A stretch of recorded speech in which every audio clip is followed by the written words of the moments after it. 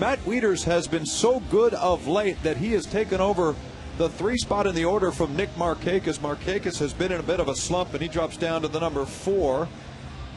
And they've got some young players in the bottom of their order, including Michael Aubrey, who's right down in the number 9 spot. He'll play first base tonight, came over in a midseason trade with the Cleveland Indians. Tonight, David Percy, who hasn't worked in a week, goes up against the Orioles, and he makes his 7th start of the season.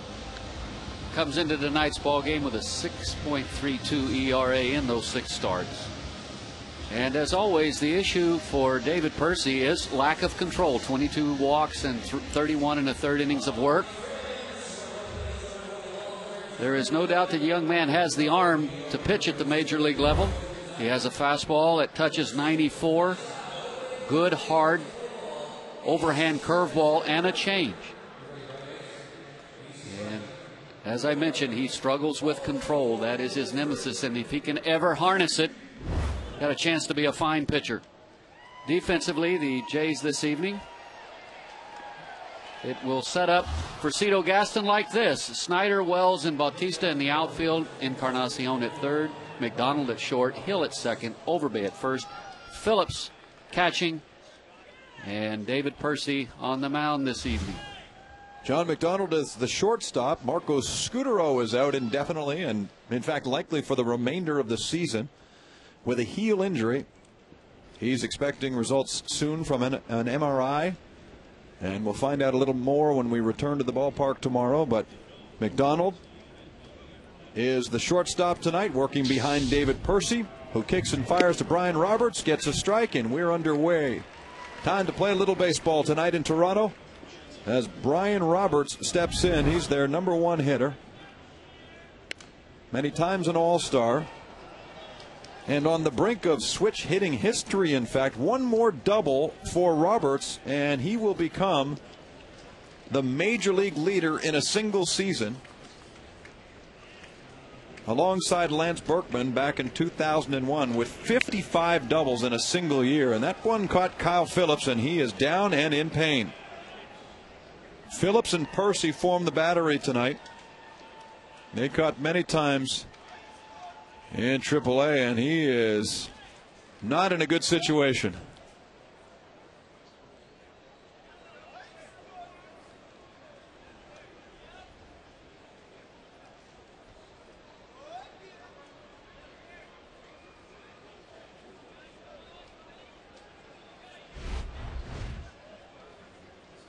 Well, this will tell the story. Oh my.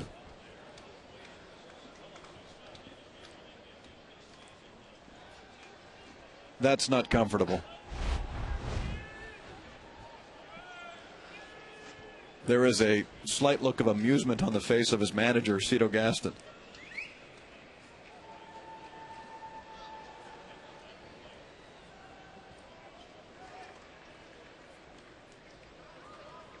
Well, Rance, these are the dangers of being a catcher. It just takes some time to regroup. And for Phillips, he was a September call-up, playing in just his 3rd big league game. You'd hate to see him have to give way to Rod Barajas or Raul Chavez, because the opportunities to play at this level will not present themselves much more. There are only a few games left in the regular season. Well, look at Field and Culbreth. He can chuckle about it now. The only person not laughing here is the catcher. Yeah, Phillips is going, yeah, everybody can laugh about it. Go ahead. Okay, now he's smiling. That's good to see.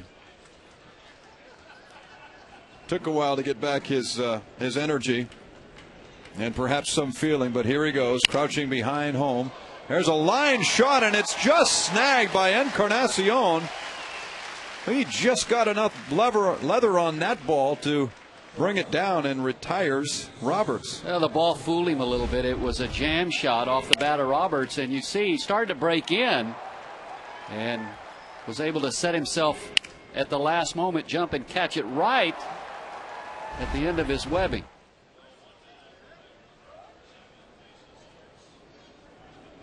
I'm not sure we'll highlight that one as a defensive play because the ball wasn't hit that hard. Here is the right fielder Bautista over, and he retires Izturis on one pitch.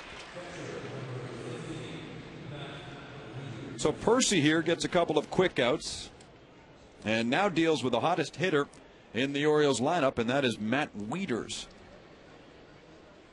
And Wieters chuckles, says something to Phillips. I'm sure Phillips is going to hear it from every Oriole that comes up there tonight. One catcher to another. Here's the pitch from Percy, and it's a strike. And this was priority number one for David Percy in this start tonight, Rance, getting ahead of the hitters. As Cito Gaston pointed out, falling behind in this league will not help you at all. Ball one, ball two, and the next thing you know, you've got people on base and you're in all kinds of trouble. 0-2 on Wieters. And that pitch is high. Wieters this month hitting .345. He has 10 runs driven in his last 7 games. On the 1-2 pitch, that one is up and away. 2-2.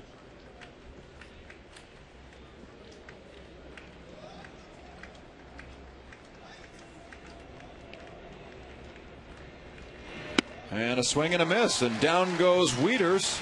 An economical and crisp inning from David Percy.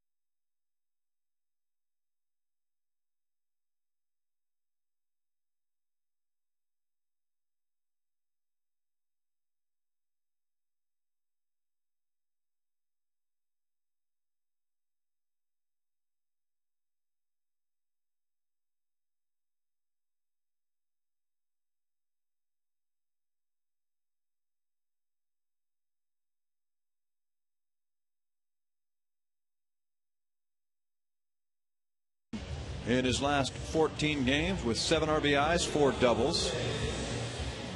He bats 4th tonight. Encarnacion, a home run in yesterday's loss to Tampa Bay.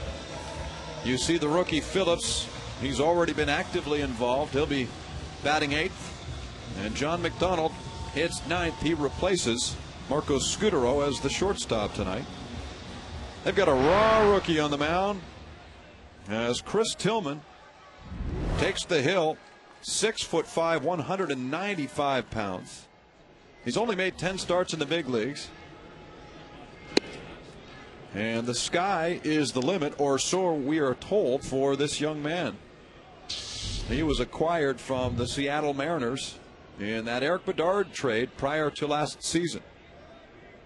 First man up for the Blue Jays is Jose Bautista. And Bautista could use a knock. He's 0 for his last 9. There's the curveball from Tillman. You know, Rance, Bautista gives you the impression that he's a free swinger, but only 3 Jays have walked more often than he has. Bautista with 53 walks this year. Lynn, Overbay, and Scutaro are the only men in Blue Jay uniforms to have walked more often. Add that to the fact that he doesn't typically play every day. This is taken by the shortstop as Torres, and Bautista's gone. Well, what do you know about Chris Tillman? He's a young man with a fine arm. And as you mentioned, Jamie, the Orioles are high on this young man. He has a 4-seam fastball that 92 to 95, a 2-seam with very, very good sink that he'll throw it 90 to 93, and a nice change. He does pitch to contact. Most sinker ball pitchers, which he relies on for the most part, do pitch to contact. One down, and here's Aaron Hill.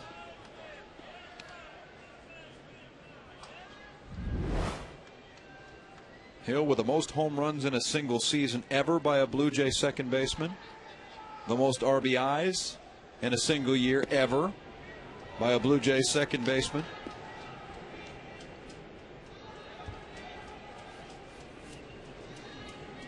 The pride of Visalia, California is up there with a 2-0 count facing Chris Tillman, who kicks and fires, and the pitch is in there for a strike. Tillman is only 21. He comes from the Anaheim, California area, and basically forced the Orioles' hand having such a good year down in the minor leagues. He runs it inside 3-1. In AAA in July, he was 3-1 with an ERA under 2, and they couldn't waste any more time bringing him up to the major leagues.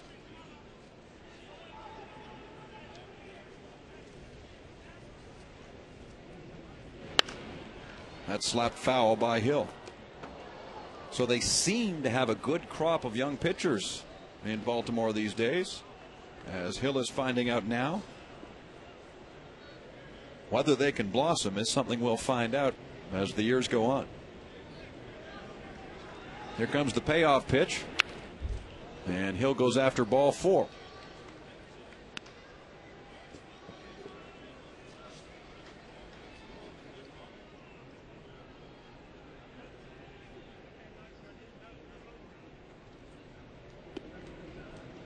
Get used to this battery. Tillman being caught by Wieters, who squats down low. The 3-2 is coming, and this ball is lifted to left field. Not deep at all. Luke Scott is there. He makes the grab, 2 gone. And so that gives us a chance to look at the guys wearing gray tonight, the Baltimore Orioles, and their defensive alignment. Scott in left, PA in center, Markakis in right, Moore at third. It's Torres at short, Roberts at second, Aubrey at first. Wieters does the catching this evening, and Chris Tillman the pitching for the Baltimore Orioles.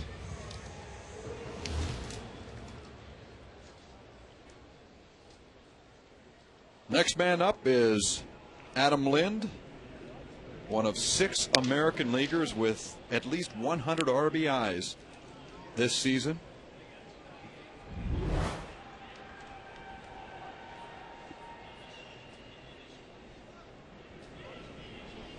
There's the 1-0 pitch.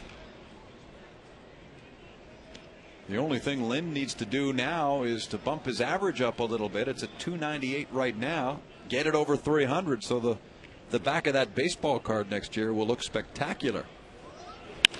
He drills this one, but foul. And there's a show of the power that Lind has to the opposite field. He can leave the ballpark in any direction, and even if he doesn't finish at 300, which would be nice, those numbers are still going to be very, very impressive.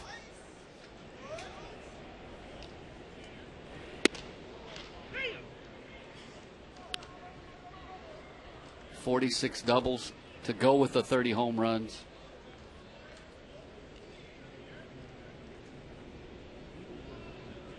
Well, Tillman gears up for the 2-2, and it's a breaking ball. The curveball he throws, Rance, is much like the one that A.J. Burnett features, and that's the knuckle curve. And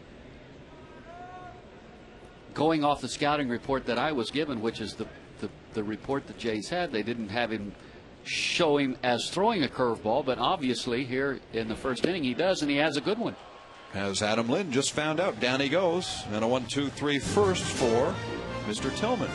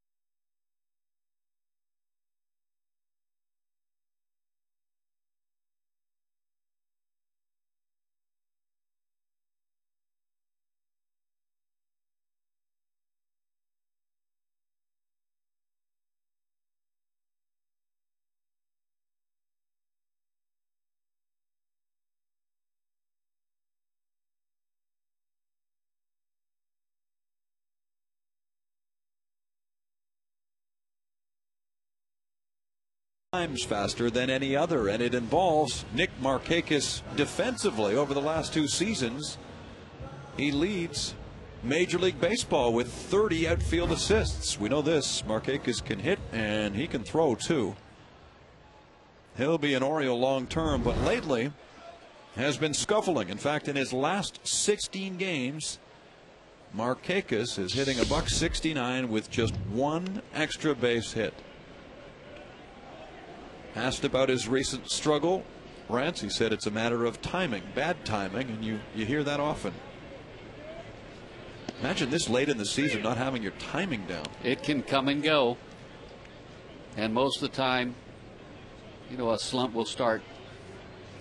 Usually it's something physical and then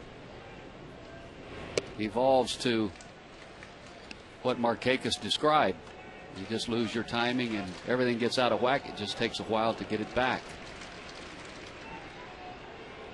Percy's working quickly here. He gives up a base hit to center field. That'll make Markakis feel a little more confident about things. Well, he's on with the leadoff single. The timing looked good with the last pitch as Markakis, it's a fastball and squares it up, hits it hard right back through the box into center field.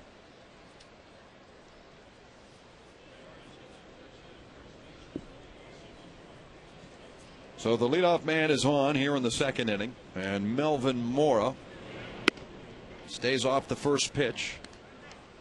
Mora, the third baseman, one of the longest tenured Orioles, came up originally with the Mets.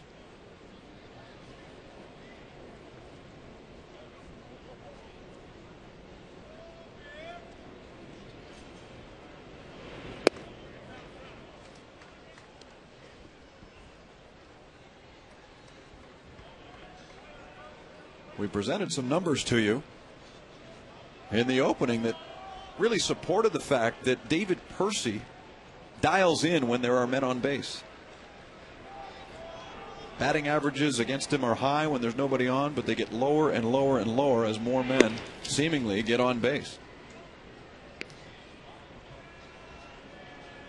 With runners in scoring position, opponents hit .214 against David Percy. Overall, .277. Which leads you to believe that sometimes early in an inning, his concentration is not what it needs to be.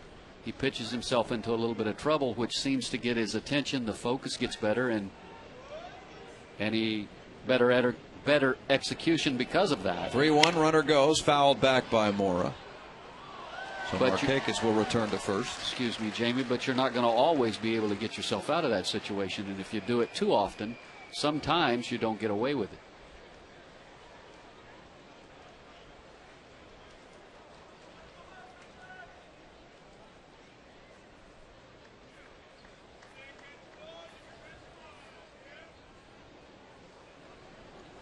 Kyle Phillips checks with Nick Leyva on the bench. Throws down the sign. Here's the pitch from Percy. Inside, ball 4. A single and a walk to start the second for the Orioles. And the dangerous Luke Scott coming up. Scott leads the Orioles in home runs with 24.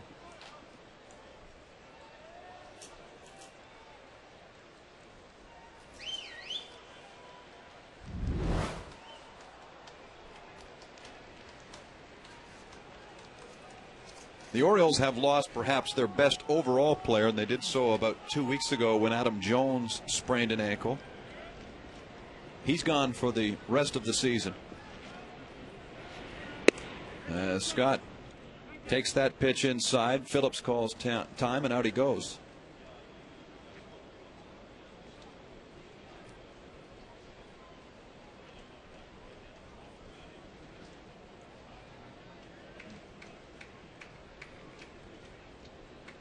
In the background, Ty Wigginton begins to limber up. He's on deck for the Orioles, who have their first 2 on here in the second.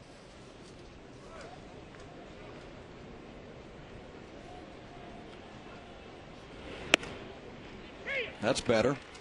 Strike 1. He is a strikeout pitcher, and he's proven it.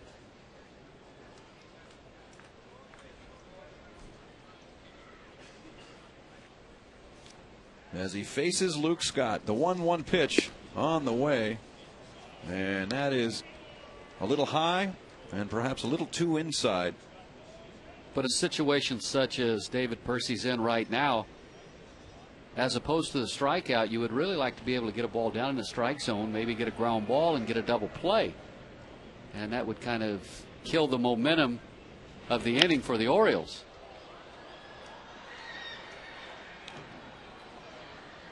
Well, his brief major league career so far, and we speak of Percy, is short innings, lots of pitches, and lots of strikeouts.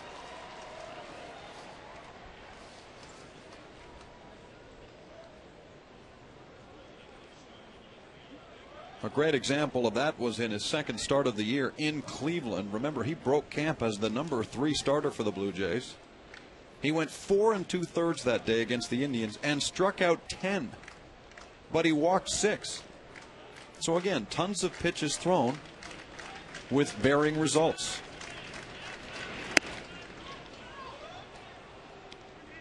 And now he's got himself a 3-2 count on Luke Scott. Right, he comes into the ball game tonight. You talk about a strikeout pitcher, averaging right at 1 strikeout per inning of work.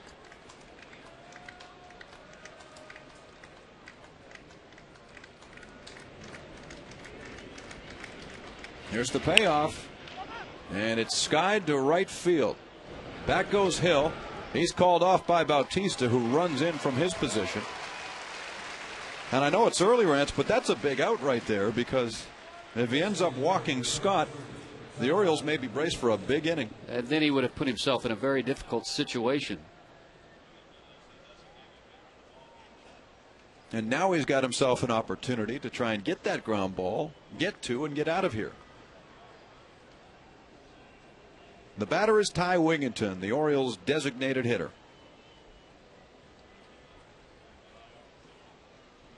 There's Markakis at second. And not a hitter to be taken lightly. Wigginton can surprise you with his power at times.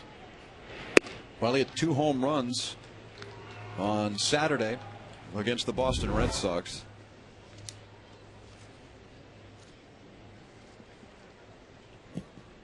These Orioles are just happy to see the end of Boston. Any team but the way things went for them this season.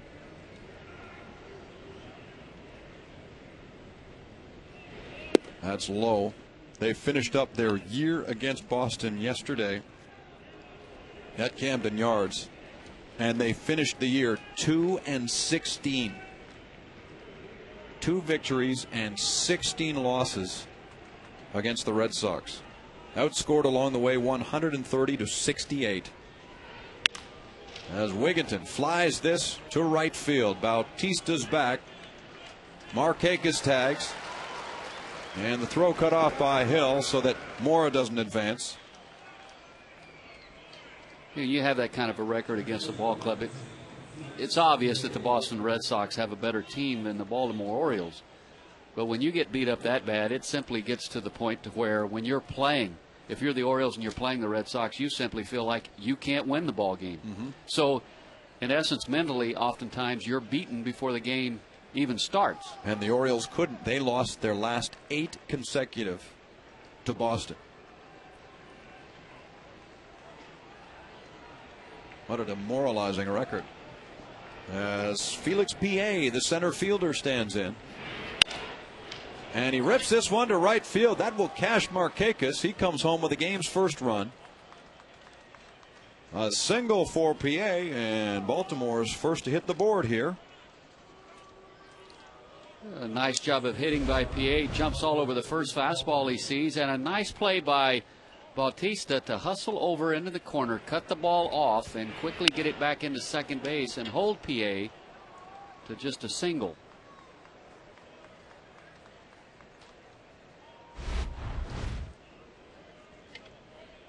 So with 2 on, 2 out, and 1 in, the number 9 hitter is up, and that is Michael Aubrey.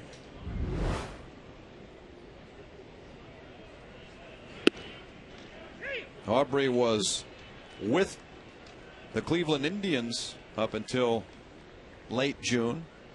He was dealt to Baltimore by the Indians for a player to be named later.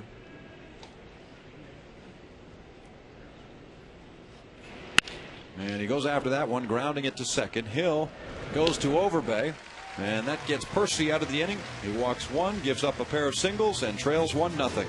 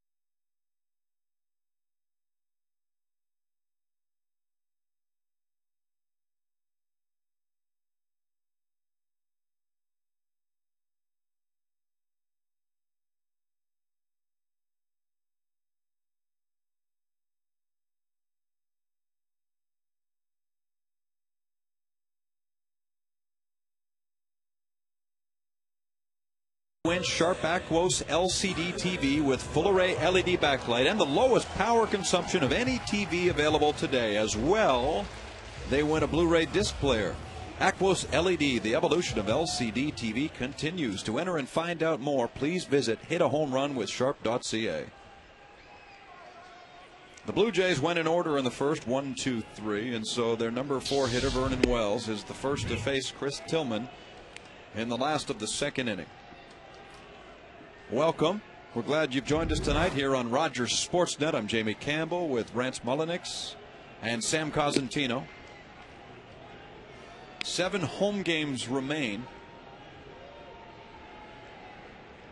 3 with Baltimore, 4 against Seattle, 6 more on the road, and that's it for the Blue Jays in 09. Here's that good curveball from Tillman, and he gets ahead of Wells 1-2. Wells went 0 for 4 yesterday.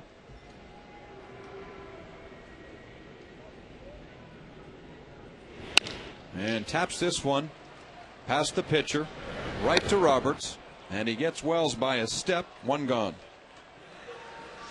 Good hustle by Vernon Wells, and Ryan Roberts laid back on the ball just a little bit, and it was awfully close at first base. It's a little bit nonchalant, but was able to record the out right here. He really laid back, and that was a little bit too close at first base, at least closer than it should have been. Pitches inside to Edwin Encarnacion, who belted a home run in the game yesterday.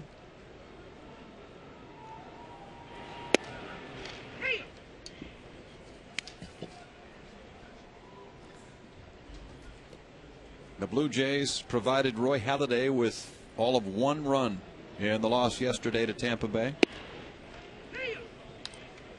Our statistician Scott Carson was putting some numbers together and told me that in the 10 losses suffered by Halladay this year, the Blue Jays have provided a grand total of 22 runs of support. And you're not going to win many ball games if that's the case.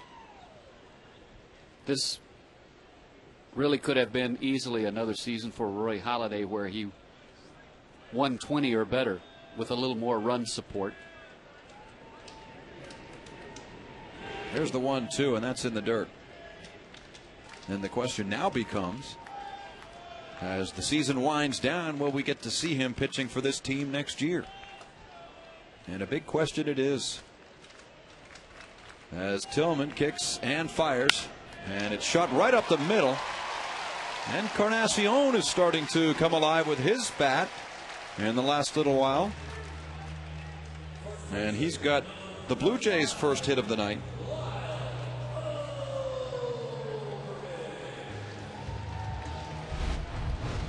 It's a pretty good pitch.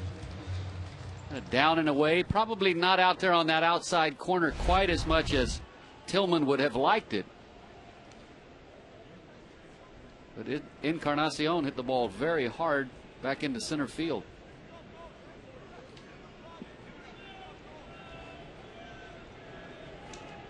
Here's a left-handed batter, Lyle Overbay. And he takes strike one.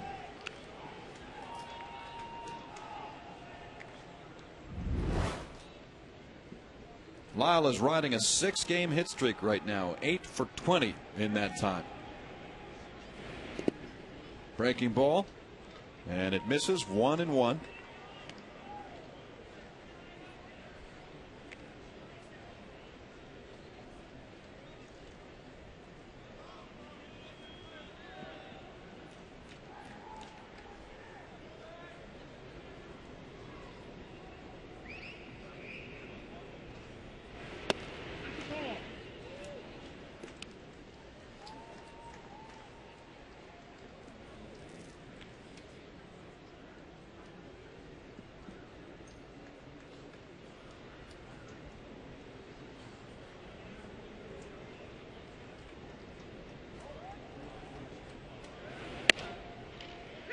Overbay takes and shakes his head, 2-2.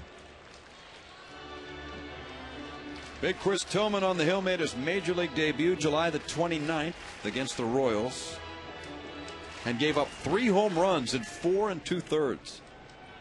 So obviously he was a little nervous that day, and understandably so.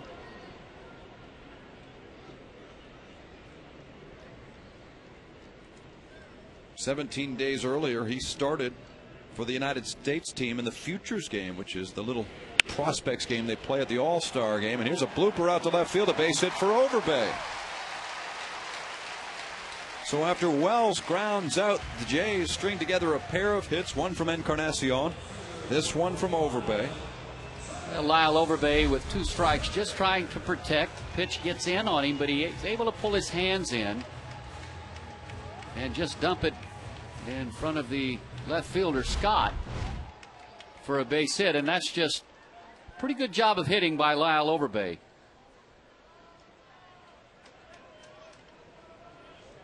Next man up is Travis Snyder, and he takes a breaking ball and falls behind 0-1.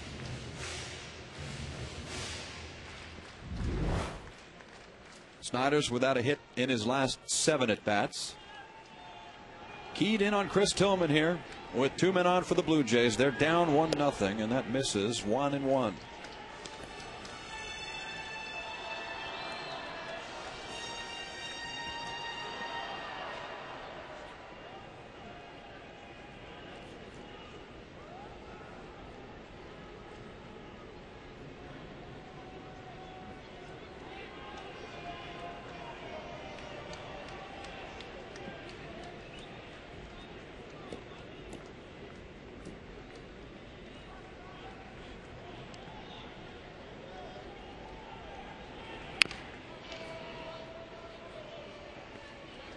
Tillman has 2 victories this year, both against playoff-bound teams. His first in the big leagues came August 14th. He went 6 2/3 against the Los Angeles Angels. Mind you, he got a ton of run support. Baltimore won that game 16-6. His latest victory was in New York when the Orioles beat the Yankees 10-4. He went 5 innings that night and gets a swing out of Snyder on the breaking ball. And he's gone, out number 2. Well, this is his go-to pitch. There's no doubt. He's already demonstrated that in the ball game tonight. Strikeout pitch is his overhand curveball.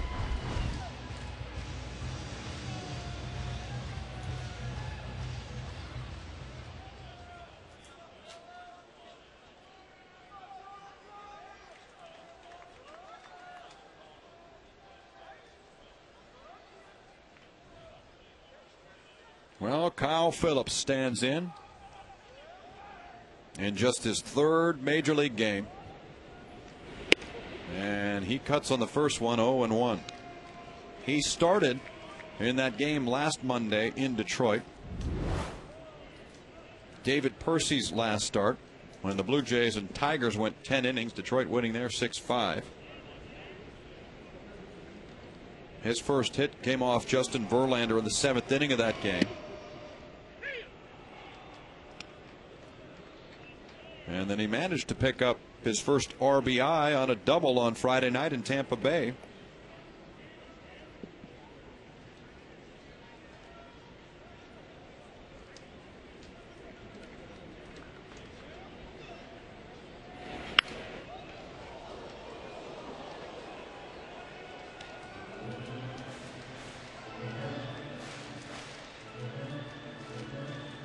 And with an 0-2 count, that last pitch, a fastball up just above the strike zone. Nice job to fight it off, but that really has set this next pitch up for Tillman. And that's that good overhand curveball. Let's see if they choose to go with it. They do, and Phillips doesn't bite. Just didn't get it close enough.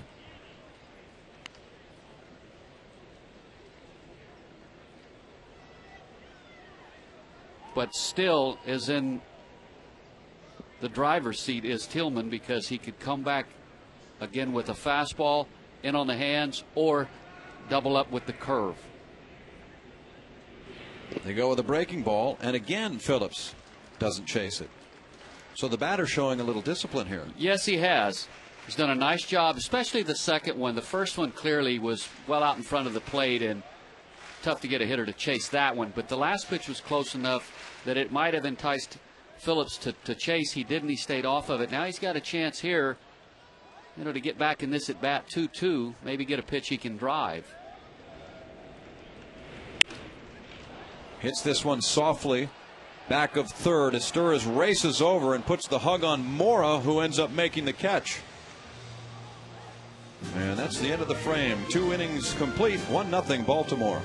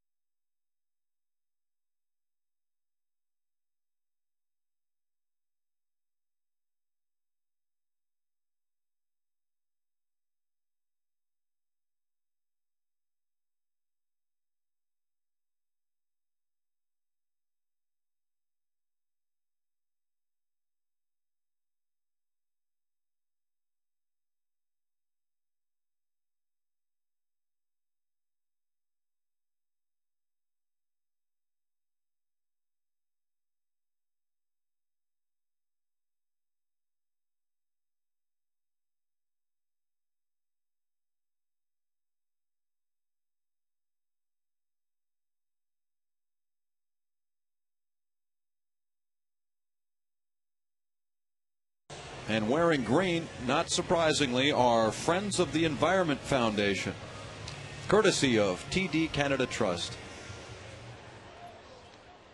It is 1-0 for the Orioles. This is game number 1 of 3 between these two clubs. The 4th and 5th place teams in the American League East.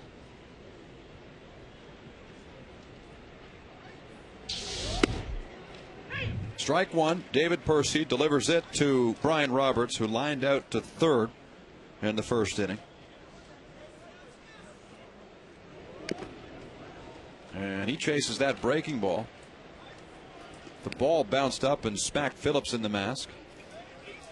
He's getting hit in all places tonight.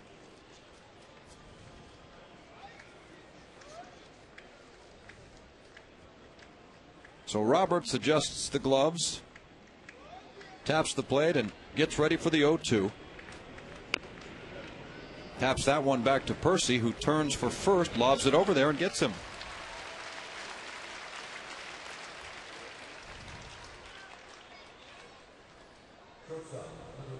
As he rubs up the baseball for his next batter, let's go downstairs and bring in Sam Cosentino. Well, Jamie Rance, this should really be a test of tempo for both pitchers in this game. Both young guys trying to establish themselves for next year's various or respective rotations, rather. And you can see why Cito Gaston wanted Kyle Phillips to catch Percy. Obviously, with the experience he had catching him in AAA in Las Vegas, feeling that chemistry would help the tempo and there wouldn't be so much confusion between pitcher and catcher. So far, it's worked out pretty good here in this third inning. Sam, we're going to see a lot of auditions the rest of the way as that is popped up. Overbay chases it and maybe heard the footsteps of Bautista because it bounces away and out of play. Bautista was shading Izturis well over towards the right field line, so he had an outside shot. And it appeared, Jamie, as you mentioned, at the last moment out of the corner of his eye, Overbay saw Bautista and pulled up at the last moment. If he goes through that ball, he might have been able to make the catch. Grounded to third, picked up by Encarnacion. And the throw pulls Overbay off the bag, so Izturis is safe. And he is charged, is Encarnacion, with an error on the play. It looks as if he had a good grip on the baseball, but you saw his right elbow got very low and he got underneath the ball, and that led to a throw that is high and wide of first base, and Overbay tried to make a swipe tag.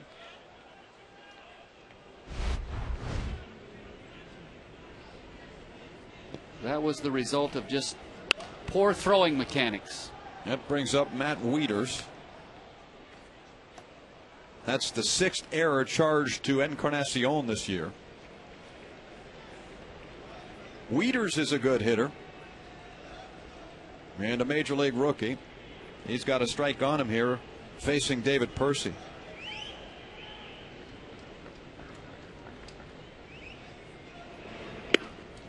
The young man at the plate is really starting to turn heads around the big leagues. Manager Dave Tremblay said the other day that he's already getting opposing players and coaches coming up to him and saying really nice things about his catcher. Like the way he catches a game. They like the way he swings the bat. And for those who follow baseball and keep an eye on the prospects and read Baseball America, that kind of thing, he didn't make his way to the major leagues quietly. A lot of people knew that he was coming up, including Greg Zahn, who was signed by the Orioles in the offseason and was told that he would start most days until about the middle of May when the Orioles brought up Wieters. As the runner goes, Phillips' throw is right on time. And he nabs Izturis trying to steal second. Impressive throw by Phillips. Izturis with an excellent jump off of first base. It didn't appear as if Phillips was going to have a chance to throw him out, but a quick snap, strong throw right on the money to Hill, covering the bag.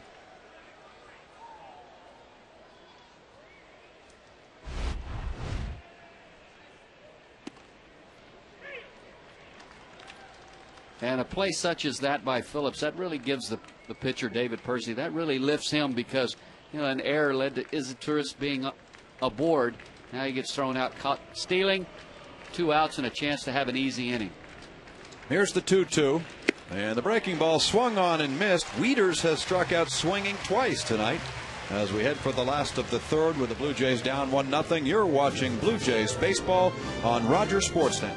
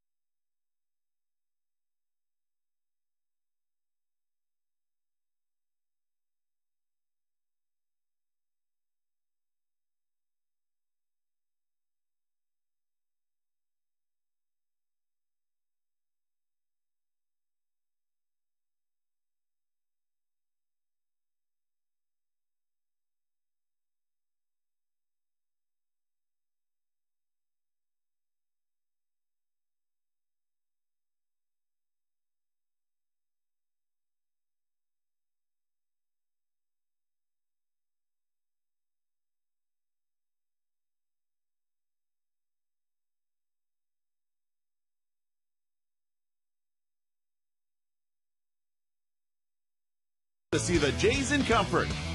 TD Canada Trust, putting you in the comfort zone. Welcome back to the Rogers Center with the roof cracked open tonight.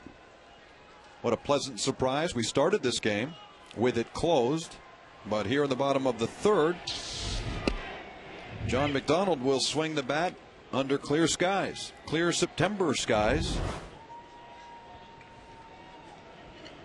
Only 13 games remain in the Major League season for these Toronto Blue Jays.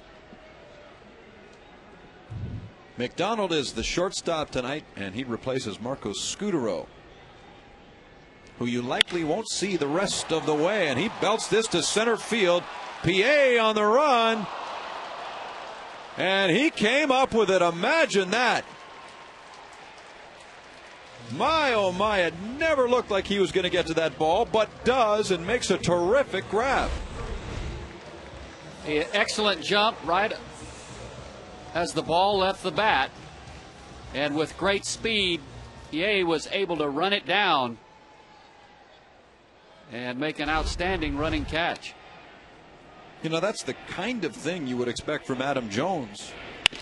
As it's bounced over the middle and into center field, Bautista has a base hit.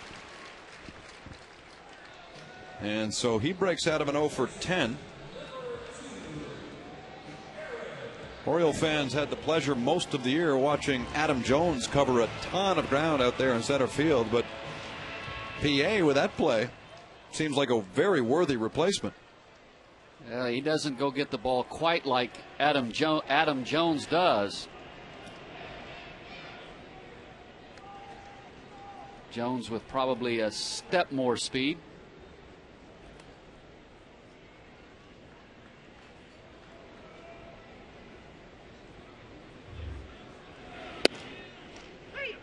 Strike one now to Aaron Hill.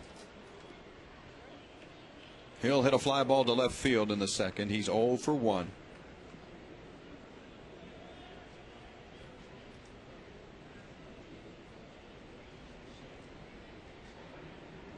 Wieters crouches on the corner, and the pitch is lined to right field and well hit. Markakis is back, and it is off the wall. It gets stuck right underneath the Bud Light Lime sign, and so Bautista is safely into third. Hill has a double. During batting practice today, Aaron Hill really worked on hitting the ball the other way, and it paid off right here. He drives the ball to the bottom of the wall in right field. And that, the ball getting stuck, may have been a break for the Orioles, at least so far in this inning. If the ball hits hard off that wall, it might have gotten away from Markakis and allowed Bautista to score. But a great opportunity here with Lind at the plate. Give credit to Markakis for going and getting the ball and bringing it back in. As Tillman steps off, and you might think, well, why wouldn't he? Remember last year in Milwaukee, Alex Rios saw a ball hit by Prince Fielder get stuck under the padding in right field and basically called out to everybody else, the umpires and such, saying, what do I do with this thing? As it's bounced up the middle, and confusion there in the middle infield. Bautista comes home, and so too does Hill. Adam Lind brings in a pair as the ball is hit perfectly, causes a little confusion in the middle of the infield, and the Blue Jays take the lead at 2-1. Well, neither the shortstop or the second baseman were going to have a chance to throw Lind out. But this is a ball that definitely should have stayed in the infield. Someone, in this case Brian Roberts, has got to handle it cleanly and do two things: keep Hill from scoring and give yourself a chance with a double play to get out of the inning with just a tie ball game. Lind with a base hit, 2 RBIs, his total now up to 106.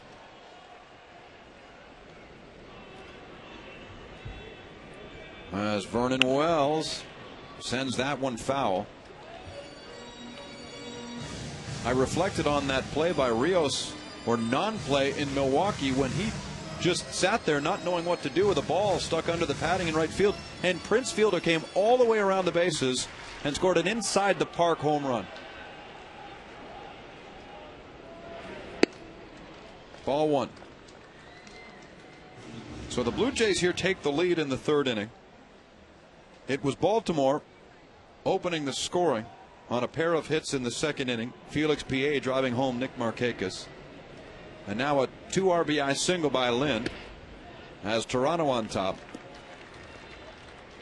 The Orioles and Jays have 6 wins apiece in their meetings so far this year. Toronto is 5-1 here at the Rogers Center and 1-5 at Camden Yards. As that's grounded softly to the left side as Sturris dives, throws to first in time to get Wells. And Vernon Wells jumps in anger, thinking he was safe by a mile. Well, a great play by the shortstop is Sturris, diving to his right and being able to quickly get to his feet and make a strong, accurate throw. And bang, bang at first base, but it looked as if Wells arrived just before the throw.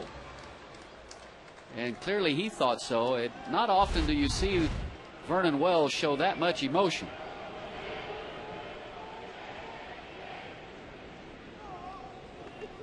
Well, it's the second out as Encarnacion lays off the breaking ball, and I'd say he got his right heel there well before the glove ended up, or at least the ball ended up in Aubrey's glove.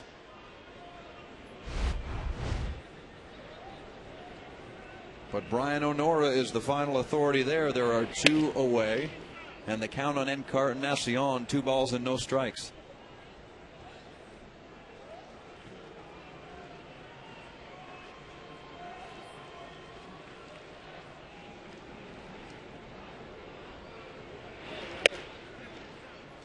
Tillman works him inside again. Now the last at bat, Encarnacion, Tillman made a good pitch on the outside corner or outer third down, and it was hit very hard right back through the box. And you can clearly tell he's trying to keep the ball in on the hands if he could.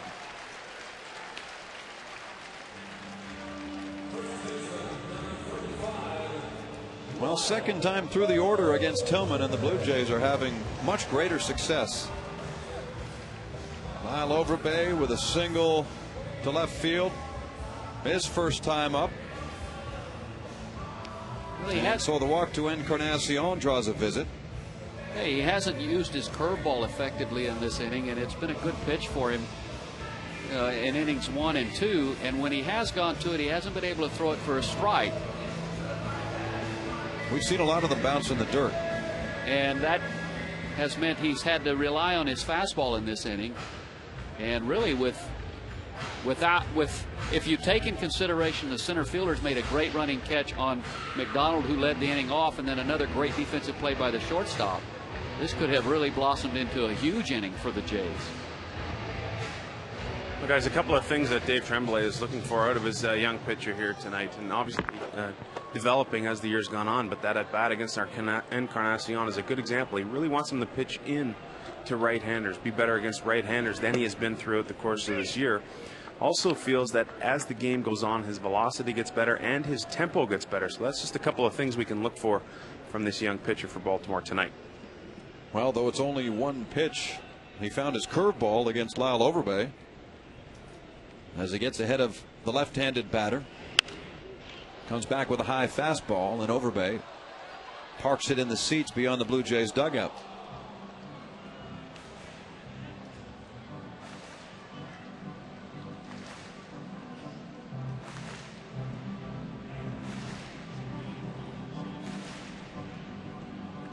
But what a difference it has already made in this at bat. He was able to throw that curveball for a strike, go strike one, and it's completely changed this at bat for Tillman.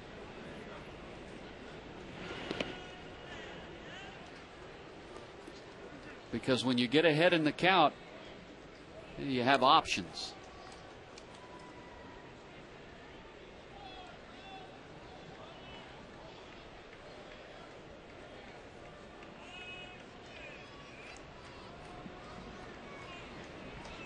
First and second, Toronto. Tillman shakes off Wieters and now gets set on the 1-2 and goes with a pitch that just misses a little outside. It's 2-2. Good changeup from Tillman and just missed with it.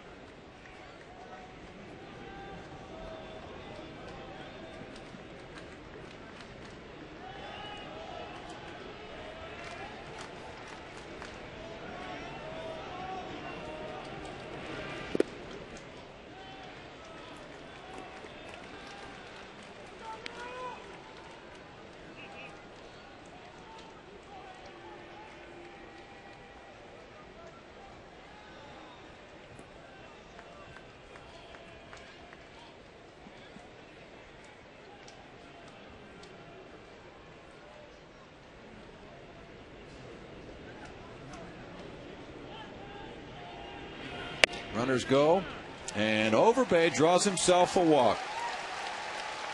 Pretty impressive considering he fell behind 0-2. And this is what you don't like to see if you're the manager of the Baltimore Orioles. Quickly got ahead of Lyle Overbay 0-2, and then comes all the way back and walks him. And that loads up the bases. And that's where, as a young pitcher, you have to realize you really have the hitter beat. You just got to make a pitch, and it doesn't have to be perfect. It appeared that he tried to make every pitch after he got ahead 0-2 the perfect pitch.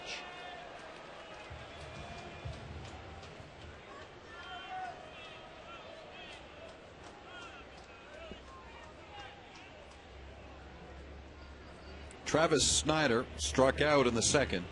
He's back up there 0-1 and misses again. A good back-to-back changeups from Tillman.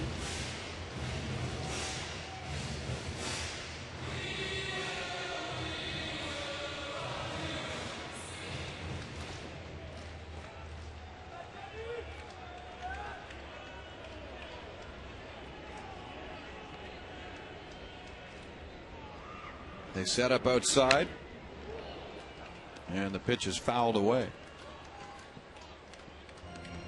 And Tillman probably got away with a little bit of a mistake. It was a fastball that was up, and Snider had a pretty good swing at it, fouling it off. And the way that Travis Snider swung at the first two changeups, throw it to him again. And there they went with it, but didn't get him to chase this time.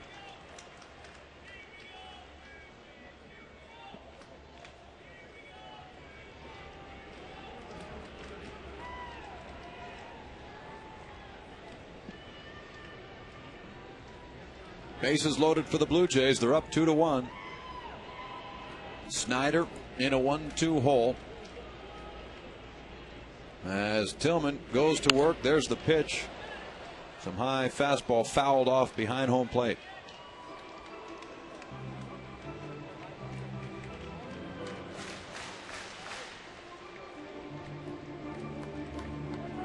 Can this become a guessing game for a young hitter like Snider now? He can't guess right now because he has 2 strikes. He's down in the count. Well, they missed with a breaking ball. Where Travis Snider can help himself not only in a situation such as this, but even leading off an inning. If the pitch that's thrown to you until you get to 2 strikes is not the pitch that you're looking for, don't swing at it. Now that's easier said than done, but he walked to the plate looking for. Poor kid thought he just had a walk. Yeah, he walked to the plate clearly by the way he swung at the first 2 pitches, looking to hit the fastball. They were changeups. If he could have laid off of those pitches, he'd have had to count 2-0 and been in the driver's seat. As it was, he's had to really battle back in this at bat. But he hasn't battled all the way. Not all the way. It's not over yet. He desperately wants to get down to first base. He's going to have to work another pitch, though, from Chris Tillman. Runners go on the 3-2, and it's high for ball 4. And give some credit there to Travis Snider, who, like Overbay, fell behind in the count, but works a walk out of it. Embarrassingly so. But again, to Overbay at the Snyder, he had to count 0-2, did Tillman, and he was unable to finish them off, trying to make the perfect pitch.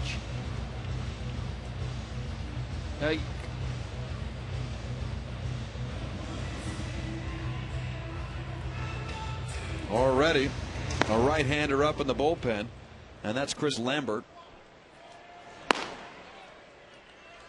Tillman has walked 3 straight. He deals with a bases loaded situation, and Kyle Phillips up. Strike 1.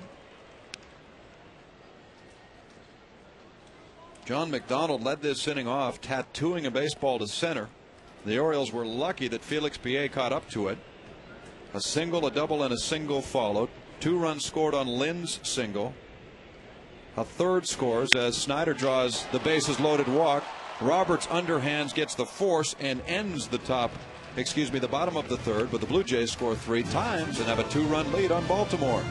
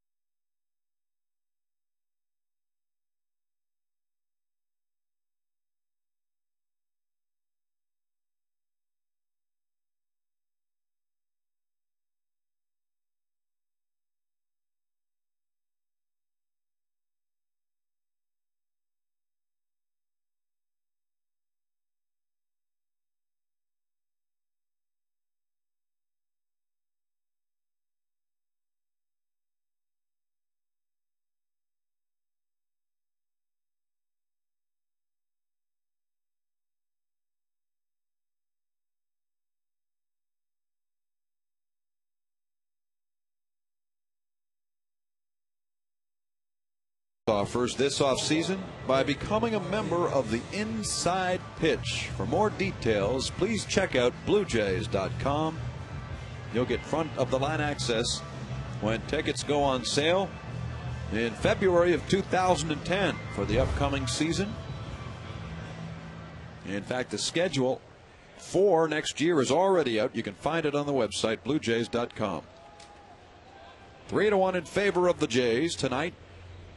In a series opening game, David Percy's looking for his first win at the big league level this year.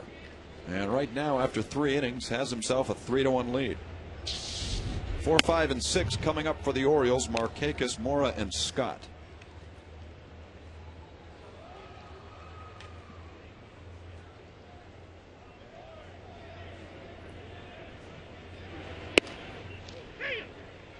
To give you an idea of how good Percy can be, his last win in the big leagues over a year ago against Tampa Bay was an 8-inning shutout victory against the eventual American League pennant winners.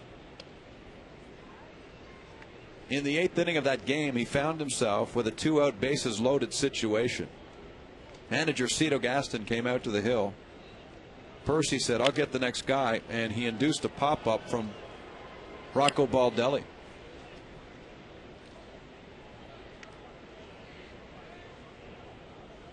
You could make the argument that there is not a starting pitcher on this Jays ball club that has better stuff than David Percy. A good live arm, very good fastball.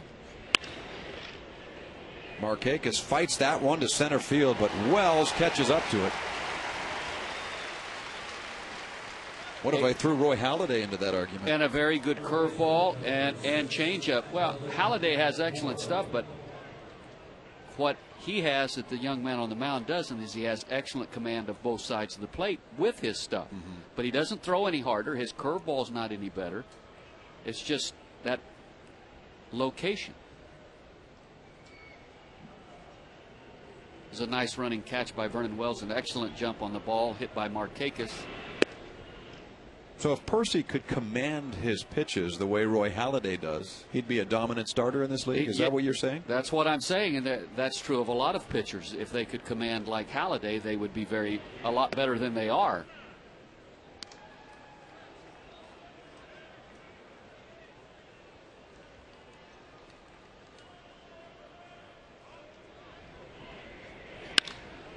Belted to center field. Wells gets a jump, makes the catch, takes care of Mora. It becomes redundant, but location for a pitcher is so key and so critical.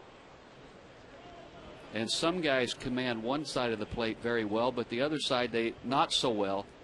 And Halladay commands both sides equally. And the result, he's one of the best starting pitchers in baseball.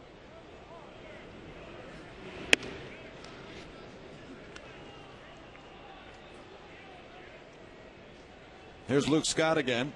0 for 1 with a flyout. 3-1 for the Blue Jays. Down in the dirt is that pitch, 2-0.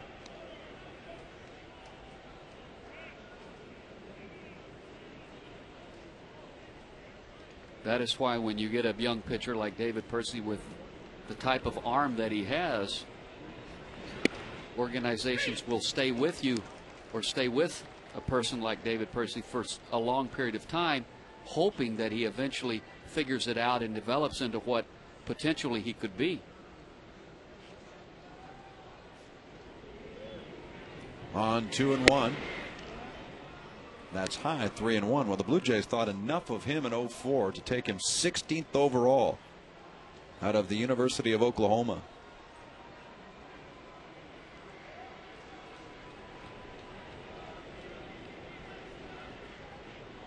He kicks and fires. That's grounded to first. Overbay has it. And it's an easy fourth for David Percy. Bottom half coming up. John McDonald to lead off for the Jays.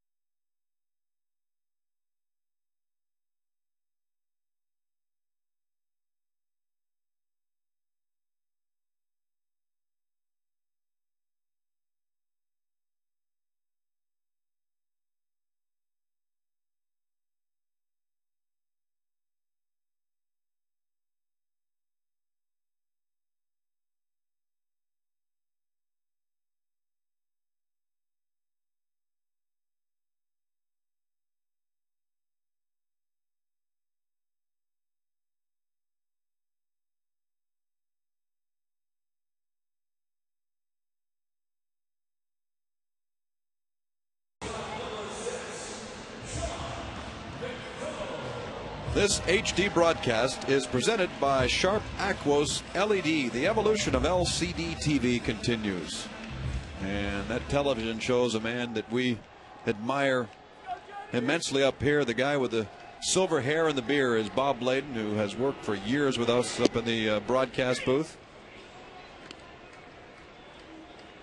Bob gets a chance to sip the suds and avoid dealing with us tonight as he watches from down low.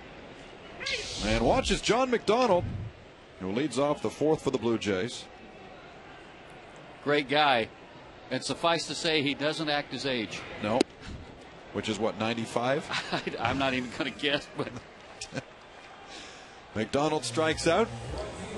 And with one down, Jose Bautista will step in to face Chris Tillman, who's looking for a much better inning than his last one. And that pitch might be the key to a better inning, Rance. It has definitely been his strikeout pitch tonight. And you know, with the exception of last inning when he struggled with his control of the overhand curveball, he's been very effective. Bautista is the batter. Here's the 0-1 from Tillman. And that breaking ball is golfed foul. Tillman was drafted by the Mariners in 2006. He was a second-round pick. And by the next season, only a year and change into his professional career, was dubbed the #2 prospect in the entire Mariners system and was considered to have the best curveball in Seattle's organization. But at the end of the year, after being named Seattle's minor league pitcher of the year, he was traded to Baltimore as that pitch runs inside at the belt and misses 1-2. Spent all of last year with Baltimore's AA affiliate, the Bowie Bay Sox, and went 11-4 with a 3.18 ERA.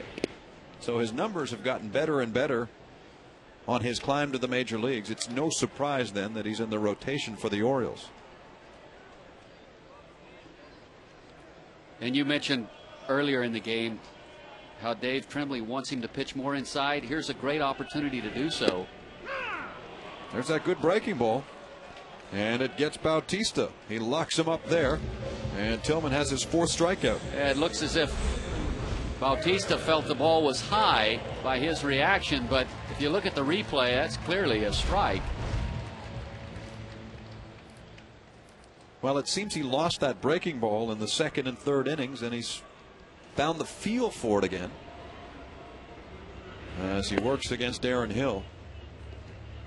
But here's a young man with great promise, Rance, who likely wouldn't be in the big leagues if he was with an organization like the Boston Red Sox or the Angels or the Cardinals or a front-running team, whether it's the American League or National League. Being with a team like the Orioles gives you this opportunity at this level. It gives him the opportunity to learn how to pitch at the major league level, figure some things out that he would otherwise be trying to figure out in AAA. So, in a sense, it can be a positive because you're getting major league experience as long as you don't get overwhelmed and get hit real hard, knocked around, and it hurts your confidence and you have trouble getting it back.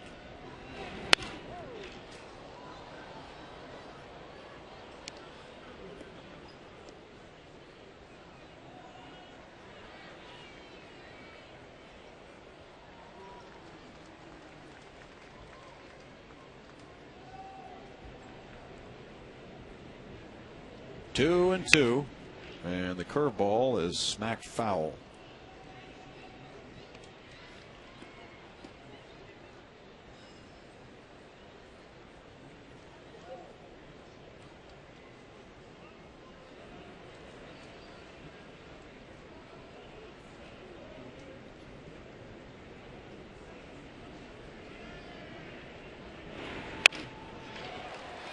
That's taken by the shortstop, Izturis. Dug out nicely by Aubrey. And that is out number 3. 4 complete. 3-1 Toronto. You're watching Blue Jays baseball on Rogers Sportsnet.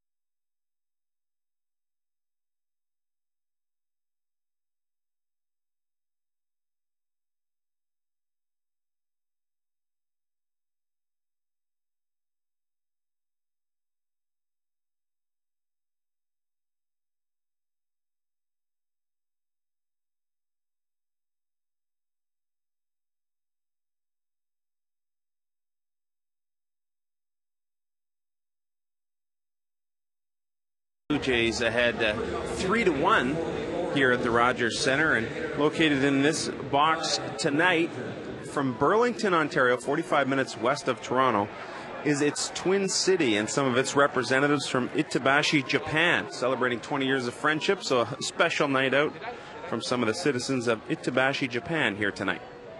Nice to see, and they're about 4 days short of seeing the great Ichiro, who comes to town to begin a 4-game series with the Blue Jays on Thursday. Grab your tickets now at bluejays.com if you're going to be in the area to see one of this era's great players.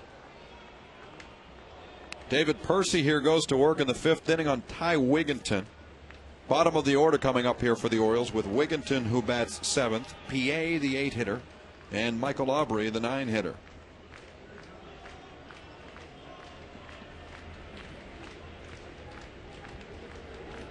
The Blue Jays have dropped 4 in a row coming in. They lost that last game of the New York series. They were swept by Tampa Bay. Nothing new there. The Jays have had their trouble with the Rays all season long. There's a base hit to right field by Wigginton.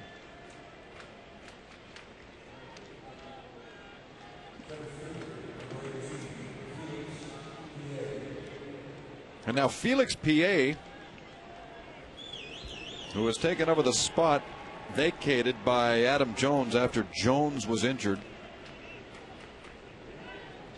And of course, Jones was well on his way and may still, in fact, be the end of the season most valuable player for these Orioles. PA pops it up, and the ball is well out of play. It shows you the return they were able to get in that trade for Eric Bedard. Jones was the centerpiece. He's on the disabled list. George Sherrill was their all-star closer last year. He was traded to the Dodgers. And the prospect that they acquired is the one you're seeing tonight start for the Orioles, and that's Chris Tillman.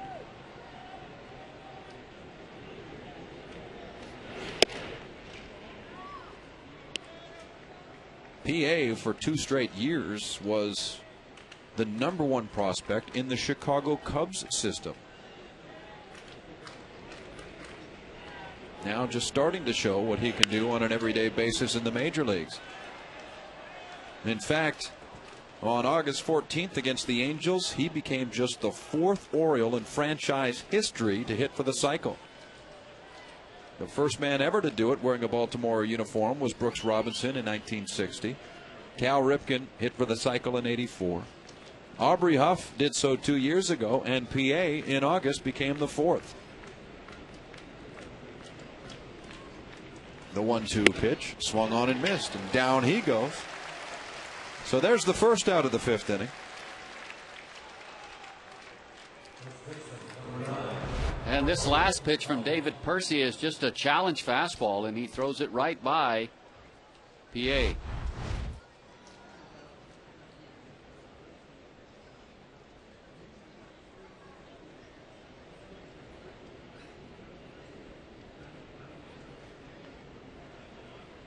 Michael Aubrey steps in. He's 0 for 1. Here you have a left-hander starting for the Blue Jays in David Percy. And yet, manager Dave Tremblay goes with 4 left-handed hitters in his starting 9. Aubrey's one of them.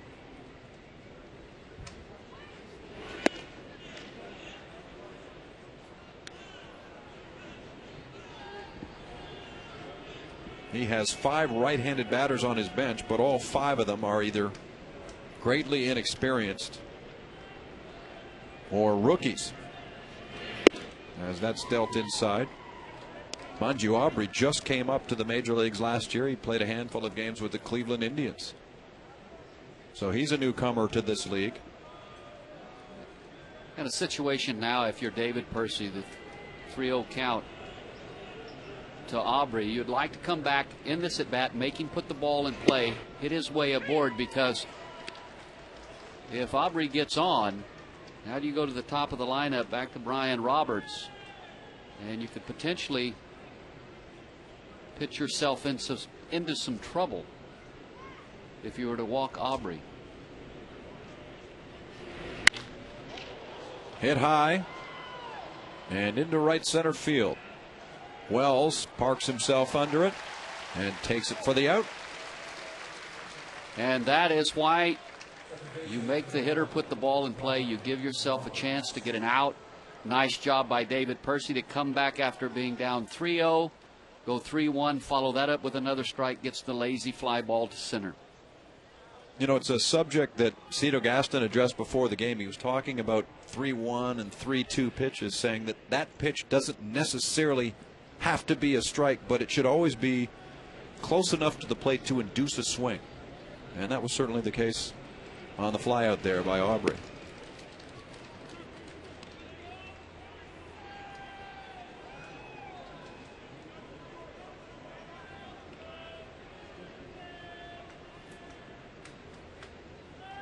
Here is Roberts, and that is ball 2. You see Phillips, the catcher, step out and remind David Percy on that changeup to keep that elbow up so that you stay on top of it.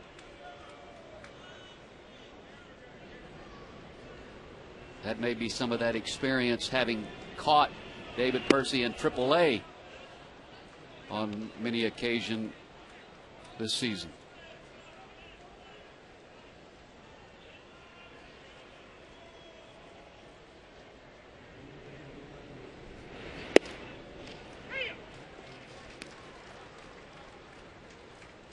Phillips, unlike a lot of catchers you see, does a little flick of the wrist before he catches the ball.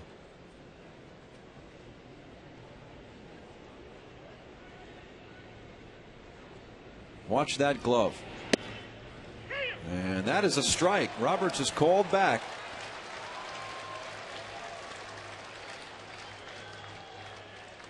Phillips comes out and motions to the defense. 3-2, 2 gone. The runner at first will take off.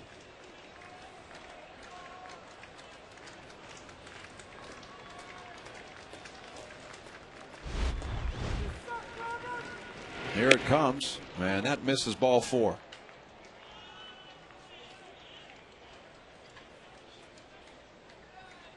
Roberts draws a walk. Wigginton, the base runner at first, now moves to second. And with 2 away, Cesar Izturis will bat against David Percy.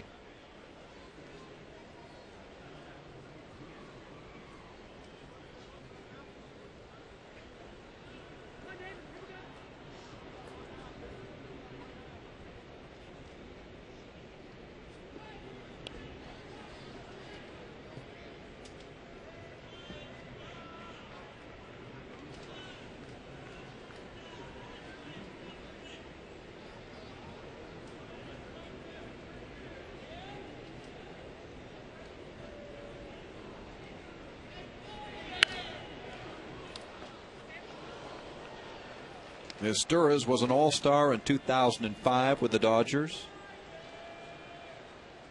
Won a Gold Glove in 2004 with LA. He played part of the 01 season right here in Toronto, but was traded that winter to the Dodgers, along with Paul Quantrill, for Luke Prokopec. And he sends this one high and deep to center field. Wells was playing in, but he gets back there in time to make the grab, get the out of Izturis, and get Percy out of the 5th. He leaves 2.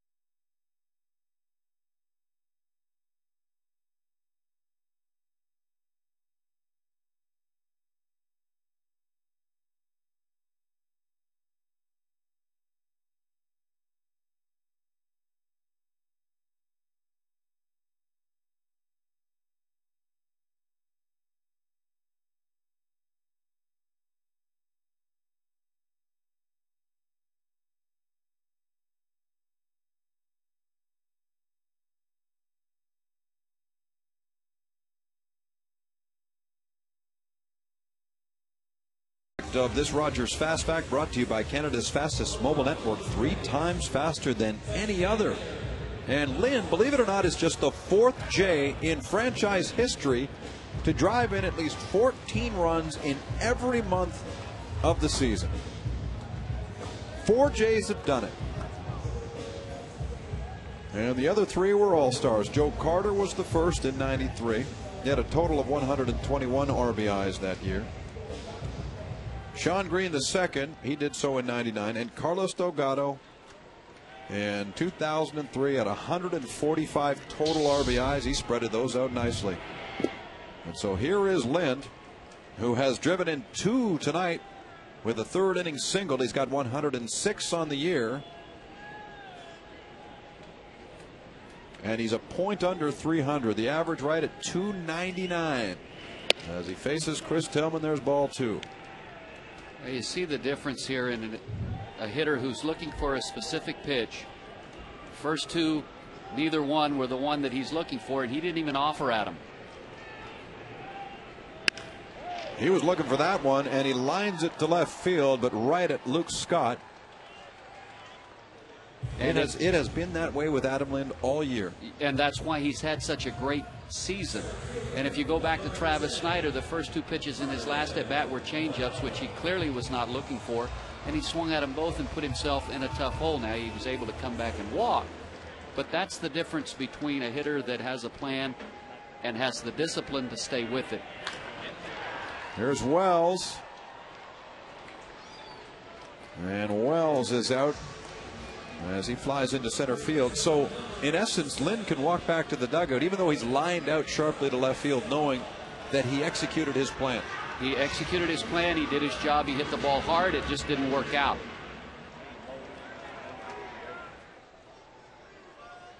With 2 out, Edwin Encarnacion is the batter.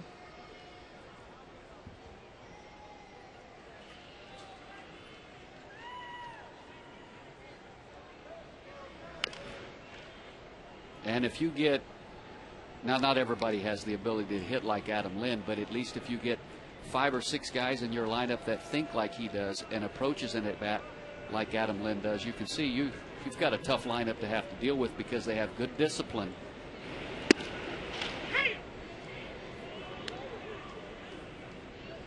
And a hitter that has a plan and is able to stay with it is much more dangerous and more difficult to deal with. Strike 3. That bat just tumbles from the hands of Encarnacion. He's the 3rd and final out here in the 5th inning. We've played 5 innings, and the Blue Jays enjoy a 3-1 lead on the Orioles.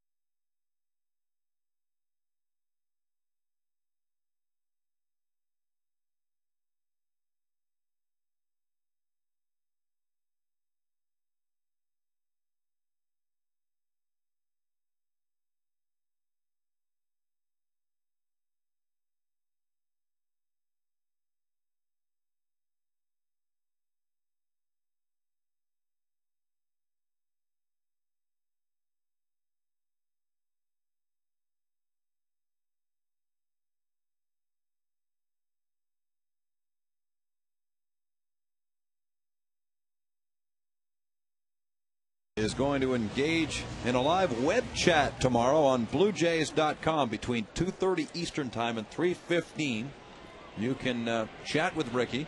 He'll be talking about his rookie season at BlueJays.com. It's been a pretty good rookie season, in fact, for Romero.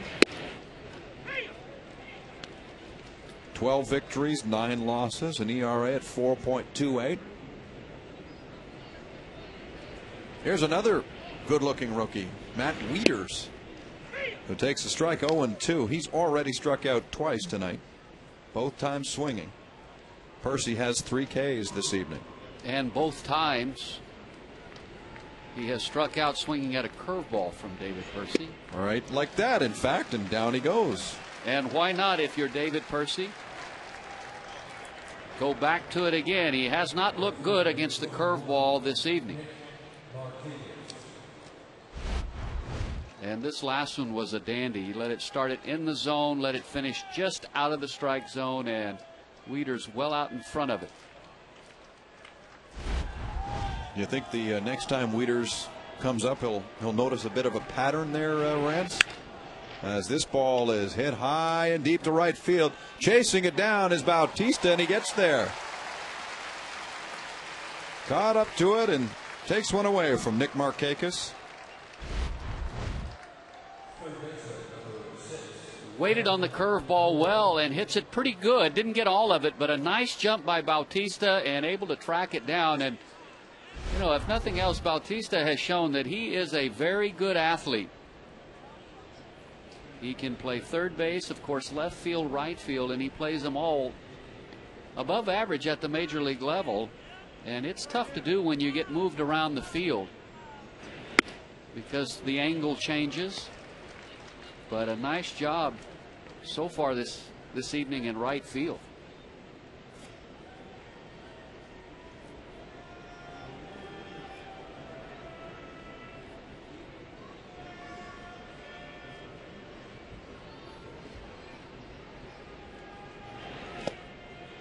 Two strikes quickly on Melvin Mora. This is a much more confident David Percy than we've seen in recent times.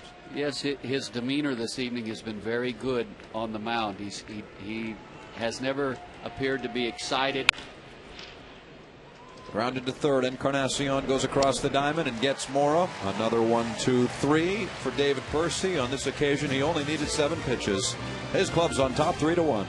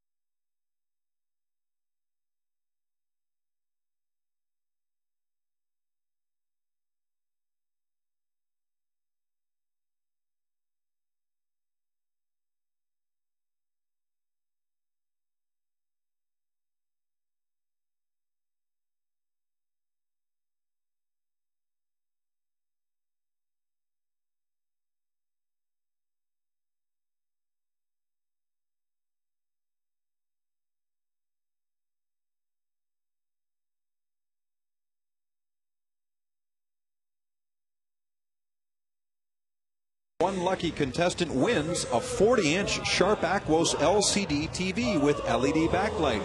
The innovators of LCD TV now bring you their best picture yet. Aquos LED, the evolution of LCD TV continues. To enter and find out more, please visit hitahomerunwithsharp.ca. Well, let's see if they can knock one out here in the 6th against Chris Tillman, with the Jays leading 3-1. This is Jamie Campbell with Rance Mullenix and Sam Cosentino.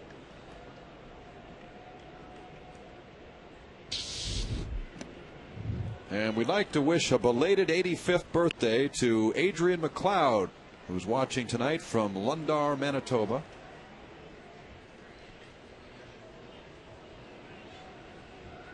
As Overbay,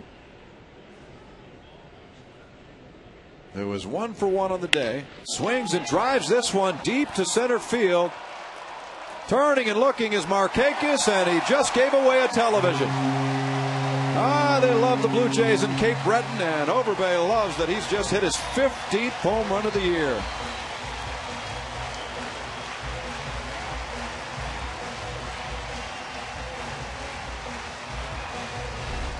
And Lyle Overbay looks like a fastball that's up and out over the plate.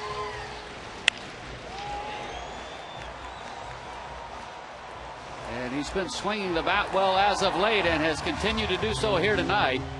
Singled in his first at bat and now has himself a home run. That one chases Chris Tillman. He's gone. And Alberto Castillo, a left-hander, comes in from the bullpen. It's Toronto 4, the Orioles 1, and a pitching change is made. We will return to the Rogers Center after this.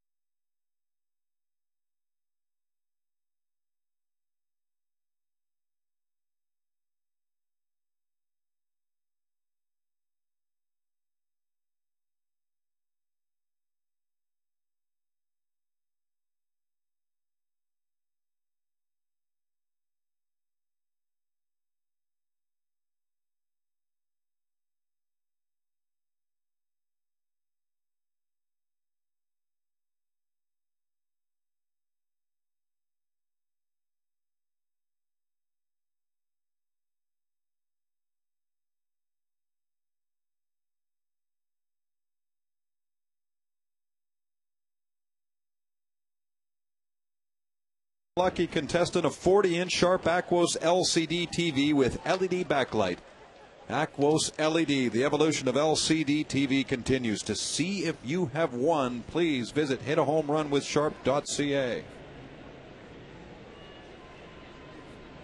Here's left-hander Alberto Castillo. He's in to face Travis Snider. 4-1 in favor of the Blue Jays, thanks to Overbay's latest home run.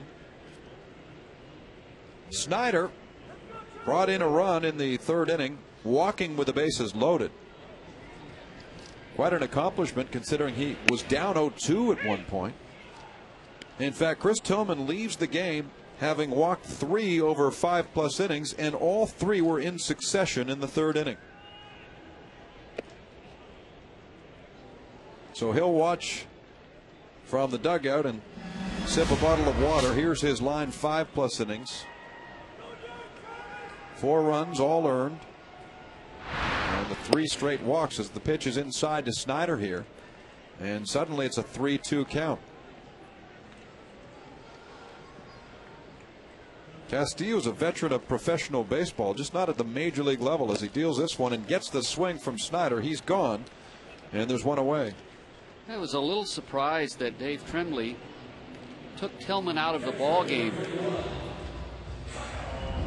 The only thing that I can figure is beyond the 4th inning, Tillman's ERA goes from 3.60 to 5.46 after 4+ innings of work.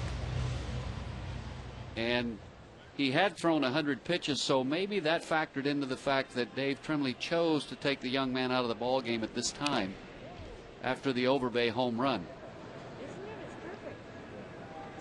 Well, he goes to Castillo, a left-hander. who was originally drafted way back in 1994 by the San Francisco Giants. So he entered professional baseball in '94 as a position player and played all over the place, including the Northern League, the Atlantic League, most recently with the Camden, New Jersey River Sharks in '07. Signed on with the Orioles as a minor league free agent, and after all those years in the minor leagues, finally got up to the big leagues last year.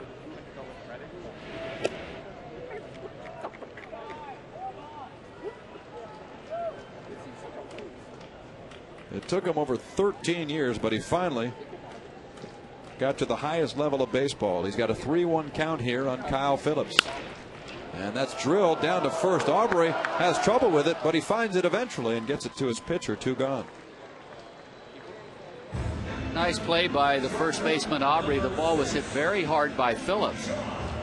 And it looked, when it first left the bat, as if it would be for extra bases. But nice reaction here. He hits the heel of his glove. He knocks it down, but is able to find it and feed the pitcher Castillo, record the out.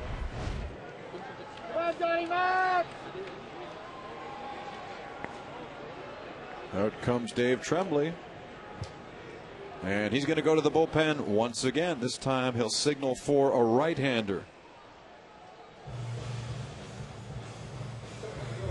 So here comes Clay Meredith in the bottom of the 6th with 2 out.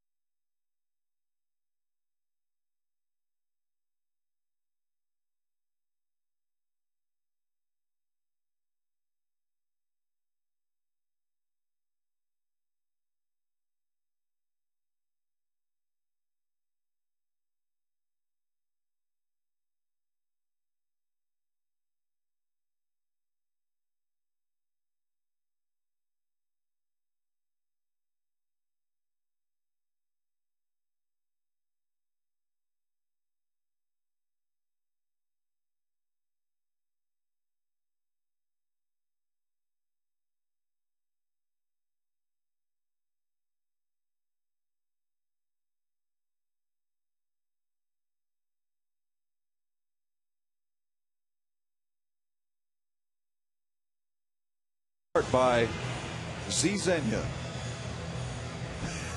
Statistical information provided by Stats Inc. Sam Cosentino's pens provided by Bic.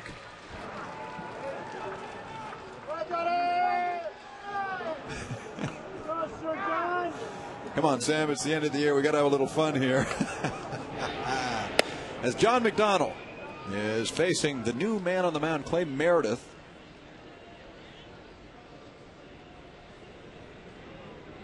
Two out, 6th inning, 1 in on the Overbay home run. 4-1 in favor of the Blue Jays.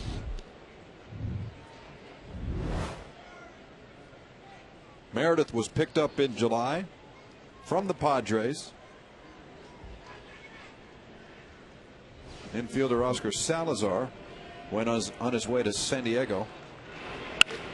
And this is belted down the line and well hit by McDonald, and you can kiss that one goodbye.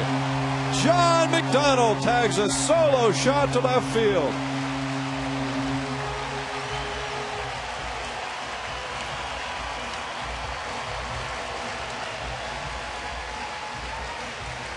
Well, John McDonald has been robbed once in this ball game, an outstanding running catch by the center fielder PA. So he just decides I'll hit one where they can't catch it. It's a hanging breaking ball and jumps all over it.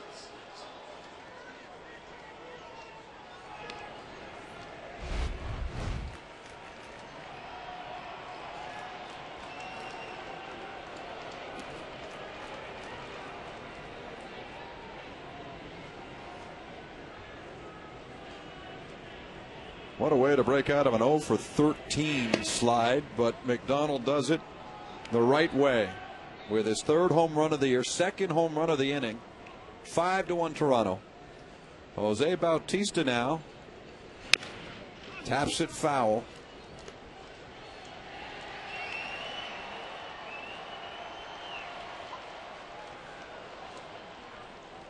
Well, thanks to that home run, another lucky contestant has won a 40-inch Sharp Aquos LCD TV with LED backlight. Aquos LED, the evolution of LCD TV continues. Check swing, and that's headed for center field. No man's land. And Bautista gets a base hit out of it. To see if you're the winner of that brand new television, thanks to the McDonald home run, please go to the website, hitahomerunwithsharp.ca.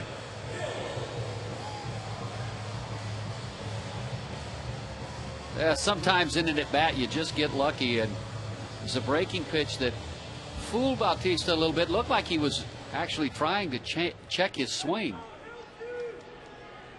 Ball hits the end of the bat and falls for a base hit. Swing and a miss from Hill. One strike on him.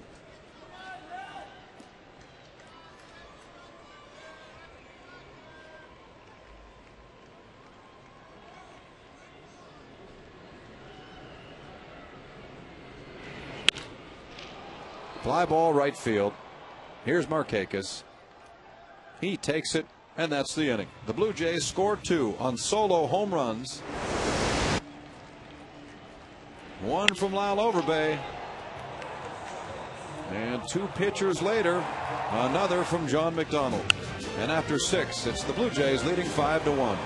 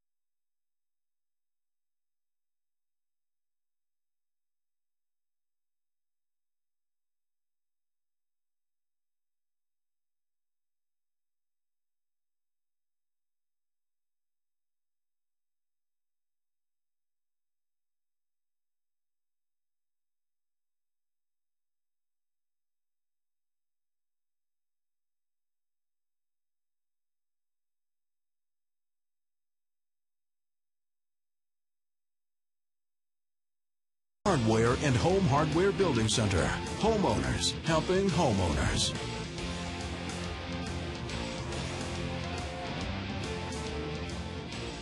Night falls on Toronto. The Blue Jays are back home at the Rogers Center and happy to be here. And we thank you for spending part of your evening with us.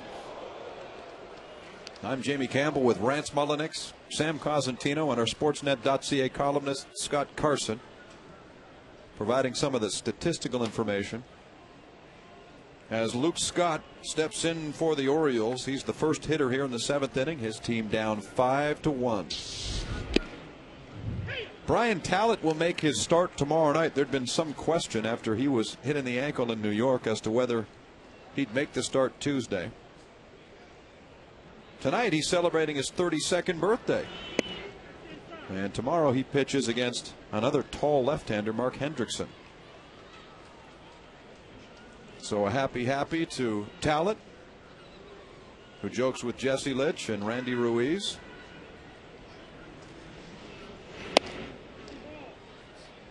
Here's David Percy, who's putting together a very nice performance tonight. And I know, Rance, you were talking with Rick Langford before the game tonight, and the subject of next year's rotation became an interesting one.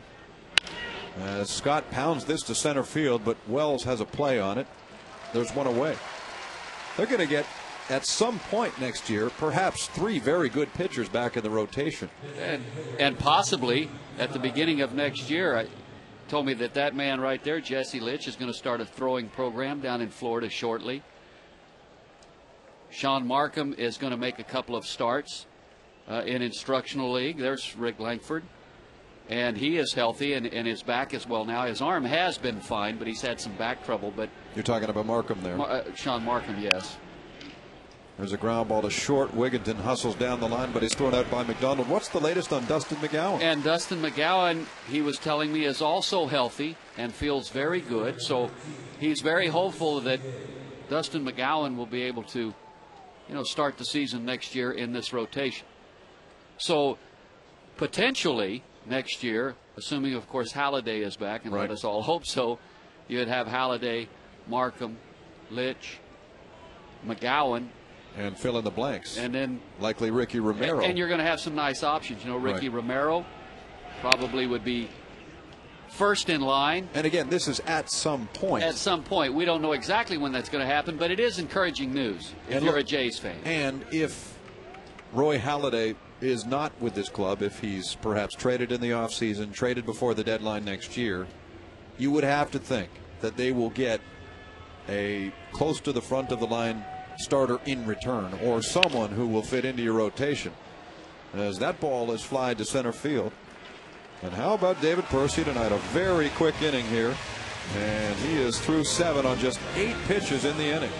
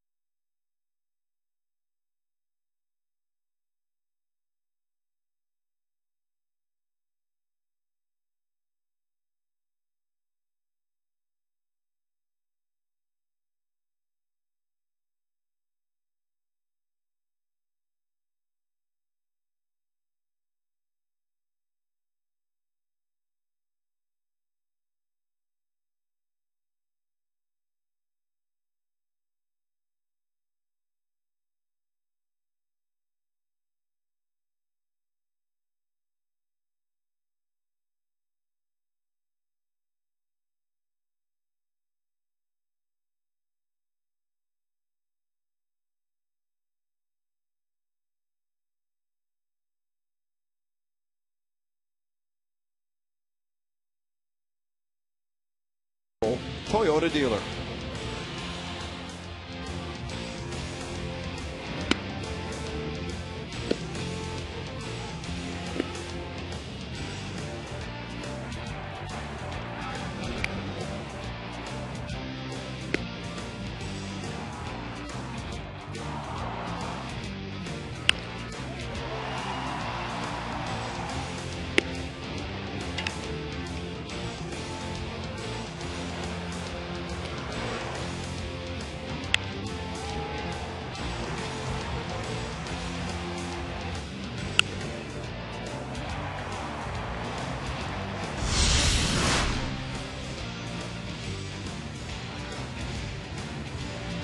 So in the first game of a homestand, things are going swimmingly for the Blue Jays. They lead it 5-1 as we head for the bottom of the 7th inning. 2 home runs in the game, solo shots from Overbay and McDonald. And David Percy has pitched 7 innings, allowed just 1 run on 3 hits. And at 92 pitches thrown, there's a very good chance he's going to be pitching into the 8th inning as well, as the Blue Jays bring their bats to the plate. He'll get a well-deserved drink sit beside his catcher, Kyle Phillips, and watch as Chris Ray comes in and is hurling now for the Orioles. Lind, Wells, and Encarnacion coming up for the Blue Jays. Lind gave the Blue Jays a lead in the third when he tapped a ball between second and short. If one of the infielders had been alert, a play could have been made there, but the ball sort of squirted between the gloves of Roberts and Asturias, and that allowed Bautista and Hill to come around. So Lind drove in a pair, his RBI count now at 106, and gave the Blue Jays a 2-1 lead. His last time up on a 2-0 pitch, he belted a line shot right into the glove of the left fielder Luke Scott. And on 1-2 here against Chris Ray, he smokes this one in that direction too, and that's a base hit. So that tap dance with 300 continues for Lind. This is just a great swing. Stays on a sinker, down and away from him, and for the second time tonight hits the ball hard to his opposite field, and this time it pays off for him with a base hit.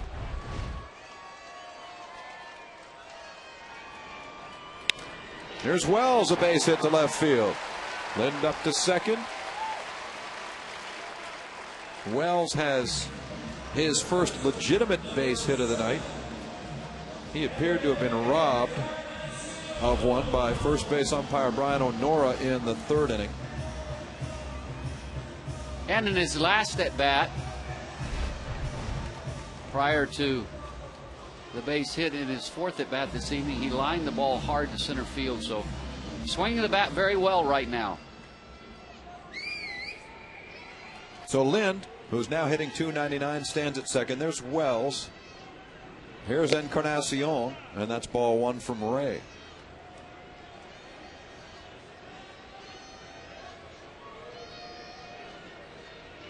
A few years back, Ray had all-star closer written all over him, but his career has been derailed slightly by injuries.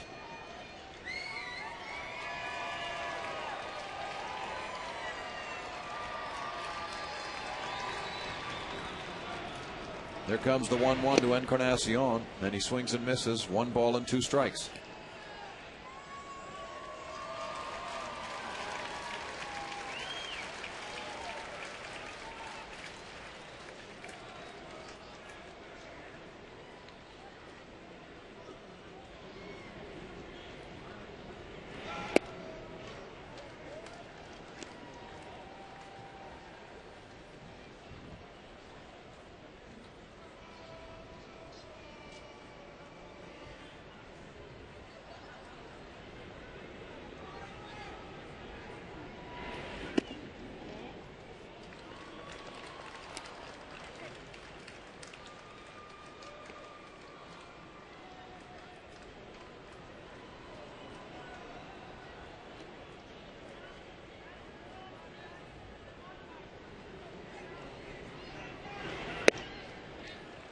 Ball 4. Not a good start to this 7th inning. A pair of singles and now a walk loads up the bases. And a man fresh from hitting his 15th home run of the year steps in. And that is Lyle Overbay.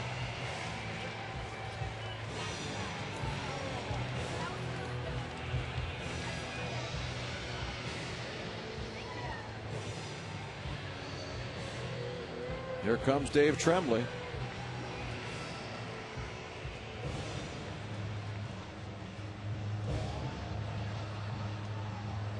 And now he motions to the bullpen, takes the ball from Ray, and it appears Sean Henn will make his way into the ball game.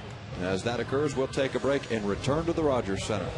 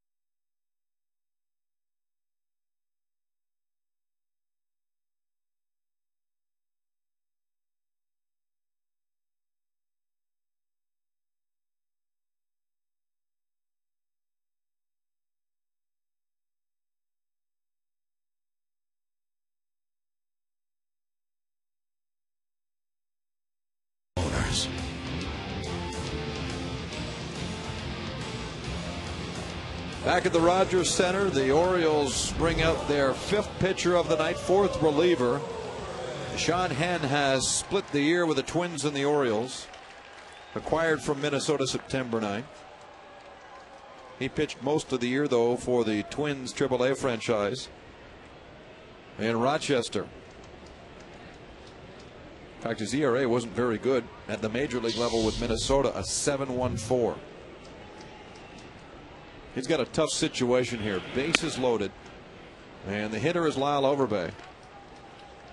The Blue Jays already lead at 5-1 here in the bottom of 7.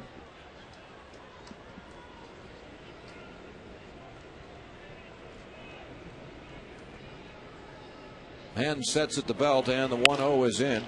It's lofted into center field. PA has to come charging in. He makes the catch, and there's no movement from Lind at third.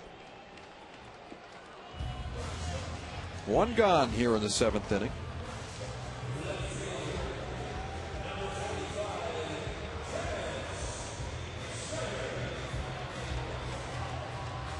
So let's see what Travis Snider can do. He's faced 3 different pitchers tonight. He struck out and walked facing Chris Tillman. Struck out against Alberto Castillo.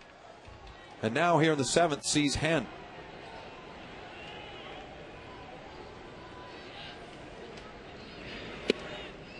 Takes the ball up. His walk in the 3rd was able to bring home a run. The bases were loaded at the time. It cashed Adam Lind.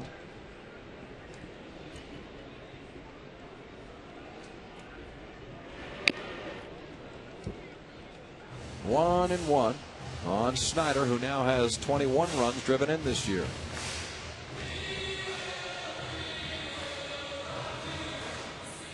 It's been a long year of learning for Snider. Started the year with the team, struggled after a while, sent down to find his swing in AAA, and here he is back in the big leagues. Fouling back this pitch, 1-2.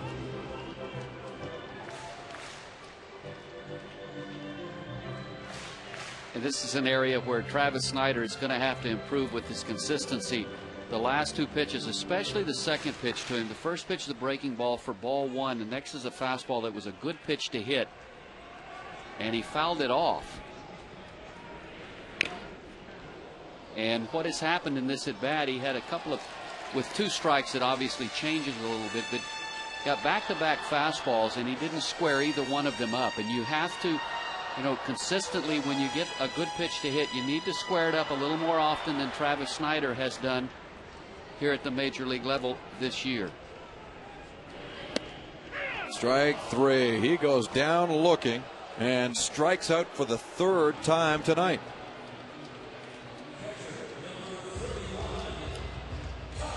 At times, Rance, it just appears to be a year of utter frustration for this young man. We have to remember that he's still quite young, just 21 years old. And you know, if we recall, Adam Lind a number of years back came to the big leagues and had a big month, and everybody was very excited and thought that he had established himself within just 1 month at the major league level. And we all know that he struggled. He had to go back to AAA and figure some things out. He did, and now he's really blossomed into an outstanding hitter. So, and it's important to not lose patience with a young hitter, because you are at times going to struggle at this level. 0-2 on Kyle Phillips. And he is 0 for 3 tonight. Bases loaded here in the 7th inning. When Henn came in, there were none out. Now, after Overbay's fly out, Snider's strikeout, there are 2 away, an 0-2 pitch. And that misses, 1-2.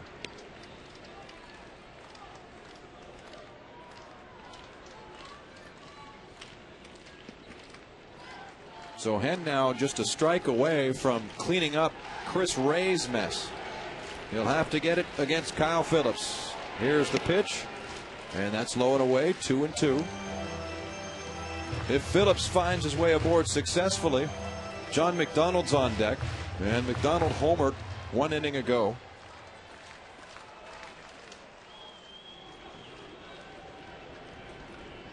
The 2-2 offering from Henn is taken foul. Adam Lind, who is at third base, started the inning with a base hit to left. Vernon Wells, who's over at second, followed with a single. And then Encarnacion drew a walk that loaded up the bases and brought out the manager, Dave Tremblay. Here's the 2-2. Strike 3 called, and Henn cleans up that mess quite nicely. Thank you very much. He gets 3 quick outs and leaves the bases loaded.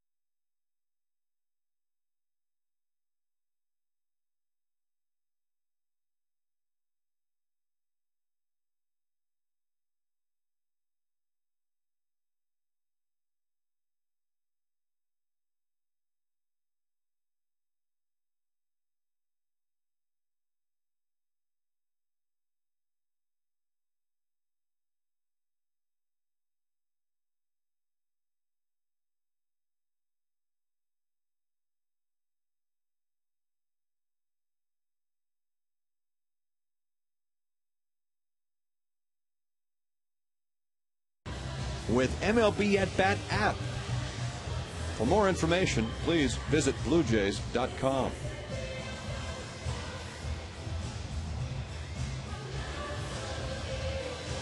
Well, the Blue Jays were unable to score in the 7th inning despite a bases loaded, none out situation. So their lead here is 4. In the 8th inning, number 9 hitter Michael Aubrey is the first man up against David Percy, who's pitched a dandy so far. He's gone 7 innings and given up 1 run on 3 hits. Aubrey, for his part, is 0 for 2. He slaps that one foul and falls behind 0-2.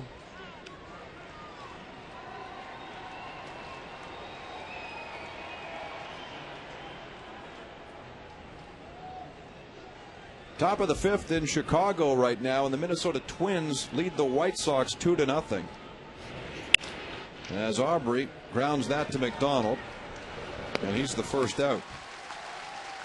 And the Twins, as you may know, find themselves just 3 games behind the Detroit Tigers. They could make up a half game tonight if they can defeat the White Sox, because Detroit's idle. The Tigers go back to work beginning tomorrow night in Cleveland. And the Minnesota Twins not helped at all by the fact that Justin Morneau is not in that lineup. That is true, although it seems they've won a whole bunch of ball games since his departure. In fact, they lost in their most recent outing at the Metrodome against the Tigers and were unable to sweep Detroit. They were able to get as close as 2, but fell back to 3 with a loss yesterday. And so what a nice way for baseball at the Metrodome to wrap up. The Twins are making a bit of a charge. Certainly the Tigers have to feel a little uneasy, and they've got another series coming up, a series of 4 games. So there's the situation right now. If the Twins defeat Chicago tonight, it would be a 2.5 game lead as Roberts pops it up. Overbay walks in front of Hill and makes the play. Let's go downstairs and bring in Sam Cosentino one more time. Well, Jamie, watching David Percy go tonight, one thing that I noticed that's been drastically different in this start is his ability to change speeds, especially on the breaking ball, and that served him well here tonight. Well, he's looked like a different pitcher from the one we saw last week in Detroit. Well, his composure's been excellent all night. He has never at any time in this ball game has his delivery changed. And we have seen him in the past where he'll go along for 2 or 3 innings and be very good, and then he starts to rush things a little bit, maybe try to overthrow somewhat, and he starts to repeat the same delivery that he had on his last pitch, where he gets under everything and the ball's up and he can't command. Now, last week he faced a team that was leading their division, still is, the Detroit Tigers. This time he's up against the Baltimore Orioles in what we can call a quote-unquote meaningless game. Still, the results are certainly there. Just a run on 3 hits, surrendered, over 7 2/3. Facing Asturas here, he runs it inside, and it's 3-1.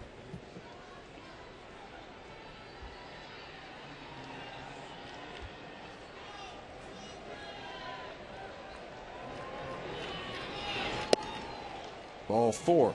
He loses Asturas. And that ends a run of 9 consecutive batters retired. And he'll have to face Matt Wieters, who, despite 0 for 3 with 3 strikeouts tonight, has been red hot coming into this ball game.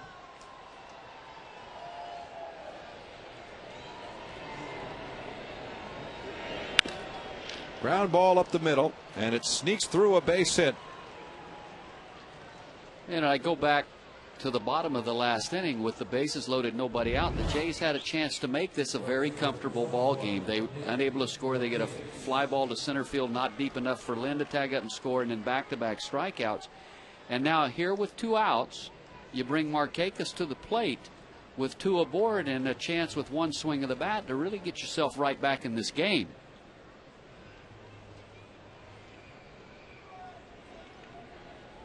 Markakis is 1 for 3.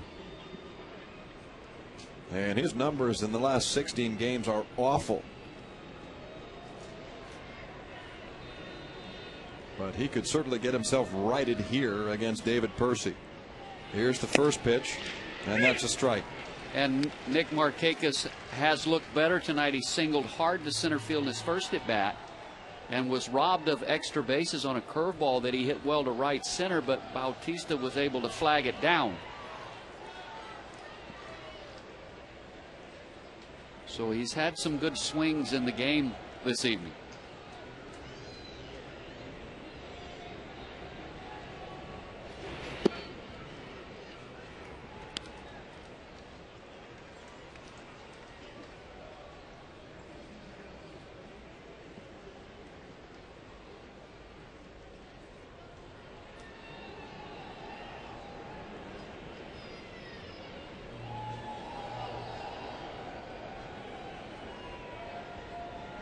Here's the 1-1, and that turns Markakis around.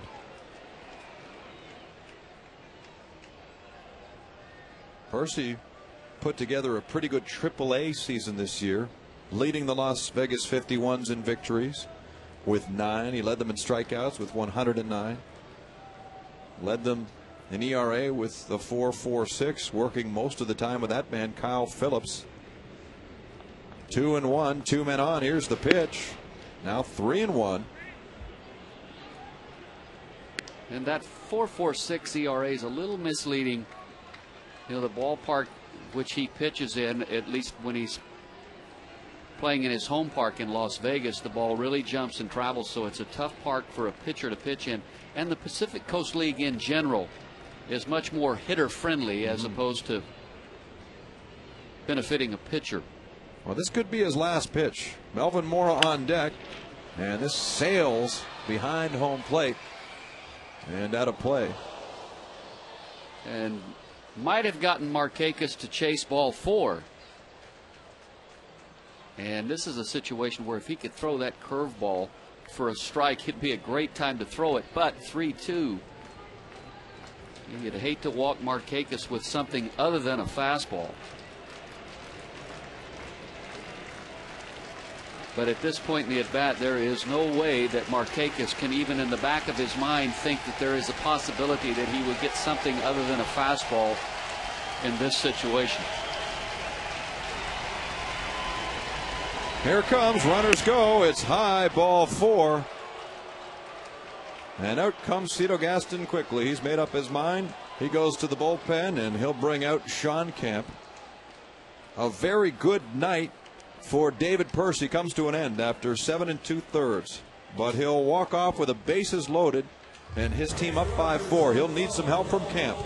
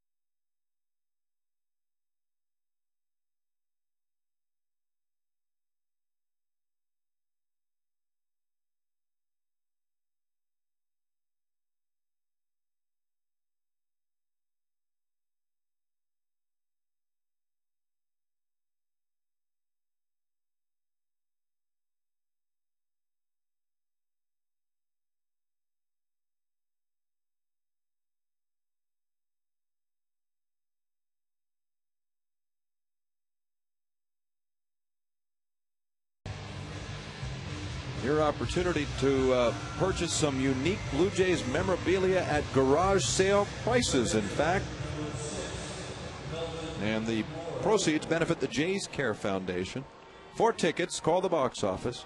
Check out BlueJays.com or visit your local Rogers Plus location.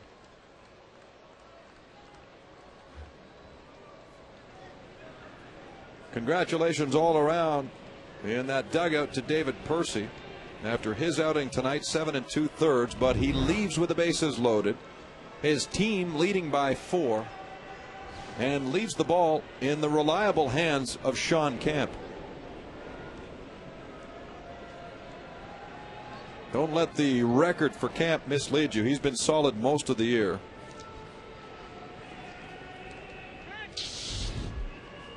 The batter is Melvin Mora, and Mora was 0 for 2 against Percy, drawing a walk in the second inning.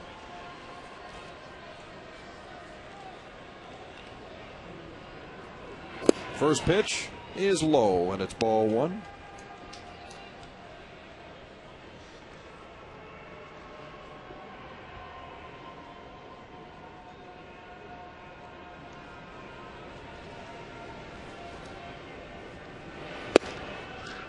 That's a strike.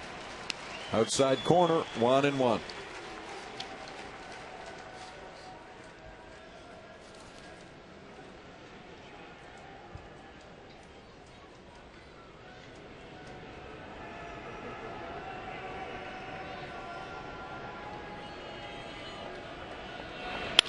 Gets a ground ball, and that's Kemp's forte. The force is made at second. The Blue Jays get out of it without giving up a run. And Percy pitches an effective 7 2/3 tonight against the Orioles.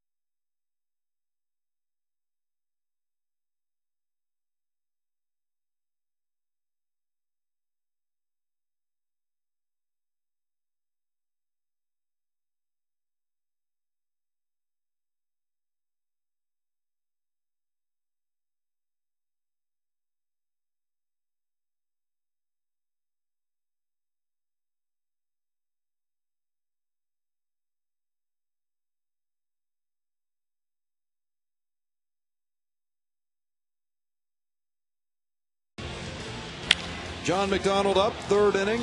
A belt to center field. Felix P.A. tracks it down. A magnificent catch. That started the third, but the Blue Jays went on to score 3 times in that inning. Visit BlueJays.com to register for a chance to win prizes with the Burger King Superfan Contest. And our nod goes out to Felix P.A.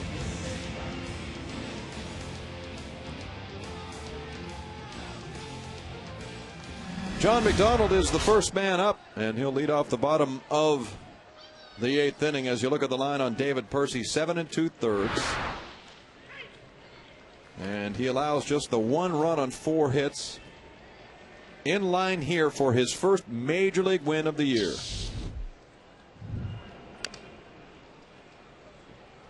The Orioles have a new man on their mound, and there is the right-hander, Bob McCrory, who came up to the big league level for the first time last year. He replaces Sean Henn, who was able to get out of a bases loaded, none out situation to end the 7th inning.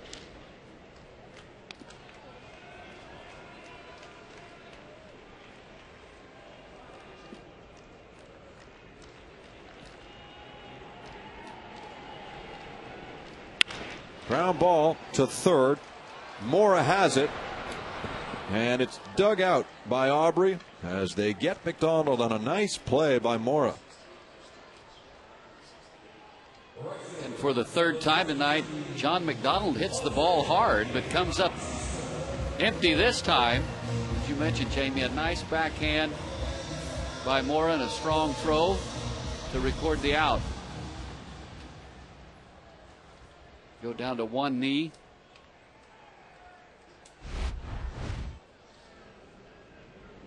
Here's Jose Bautista now, and he takes a wild hack at that one.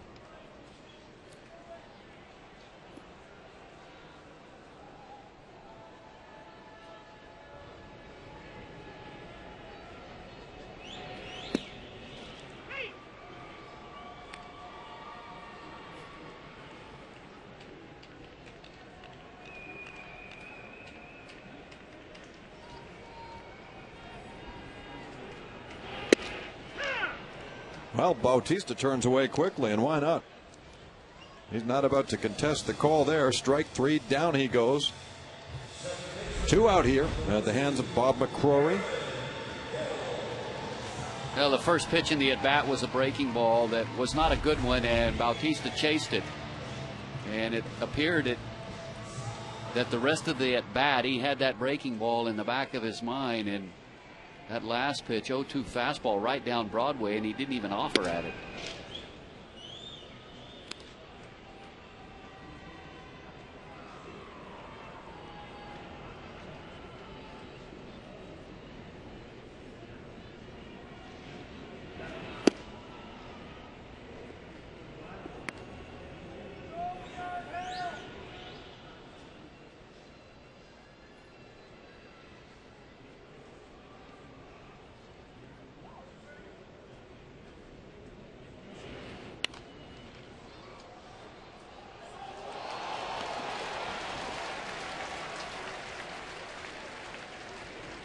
The Orioles and their bullpen have a wealth of reserves. The expansion of rosters on September 1st has served them well. They have 11 relief pitchers. As that one turns Hill inside. 3 left-handers.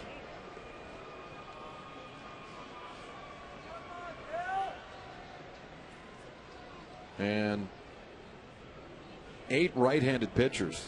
I was going to say, you have a little trouble adding there.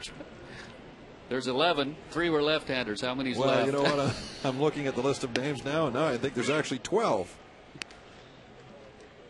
There are 12. Still, that's a lot. 3-2 on Hill. Tap foul.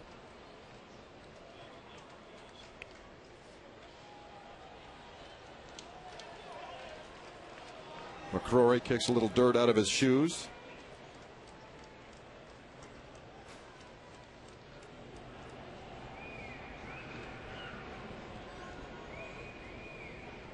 sets on the 3-2. Here it comes. Low for ball 4. Hill draws a walk.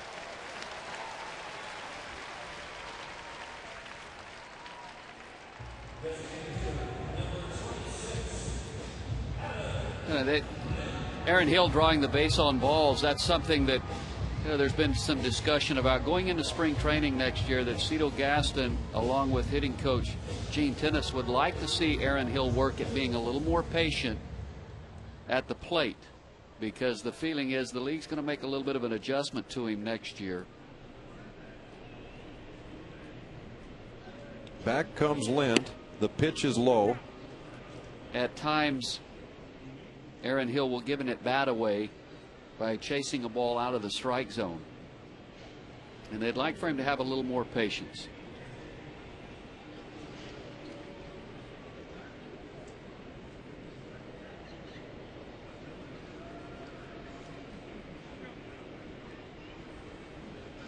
A .299 average right now for Lind.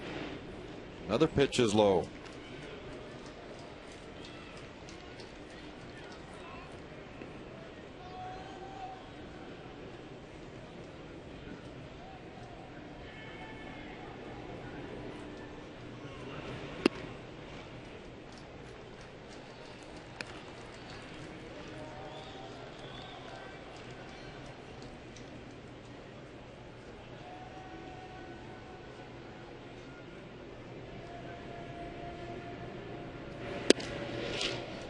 Ball 4. So McCrory loses him too. You talk frequently about Lind going up there and always having an idea of what he's looking for. When it comes to an average right-handed reliever in this league like a Bob McCrory, will it always be fastball in the heart of the plate, or do you adjust what you're looking for based on who the pitcher is? Sometimes you make the adjustment based upon the pitcher and his stuff.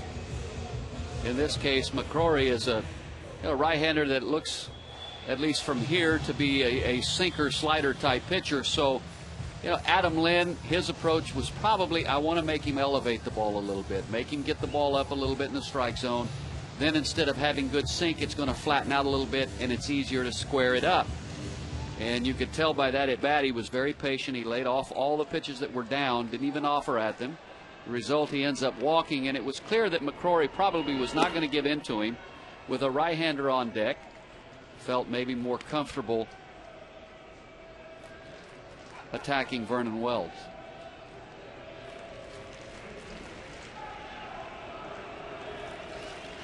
Here is Wells. There is strike 1. Bottom of 8 here with the Blue Jays up 5-1. Wells can increase that lead right now against right-hander Bob McCrory, who sets for the 1-1 pitch. Here it comes, and it's low. 2-1.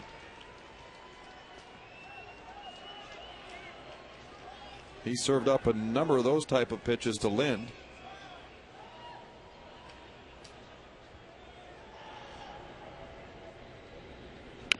And that's tapped high to Mora, who has to hurry the throw. He doesn't get it there in time as Wells beats it out.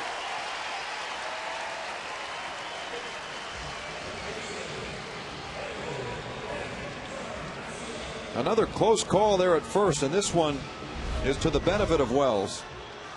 Good hustle again by Vernon Wells, going hard right away. But it looked as if Mora didn't get a real good grip on the baseball and didn't make a real strong throw. And Wells able to just beat the throw for his second base hit tonight. So the bases are loaded for Encarnacion, and the pitch runs in on him for ball 1.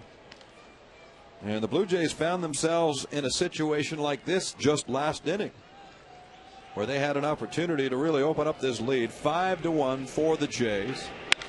And this one sails over the head of the shortstop into left field. Insurance runs for the Blue Jays. Hill is in. Here is Lind, and Encarnacion cashes 2. It's 7-1 Toronto.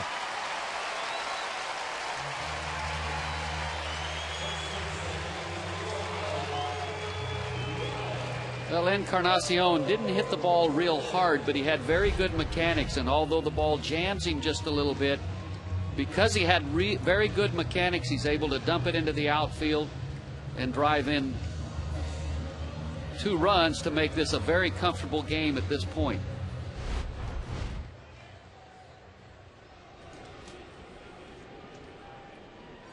Man on the corners then for Lyle Overbay.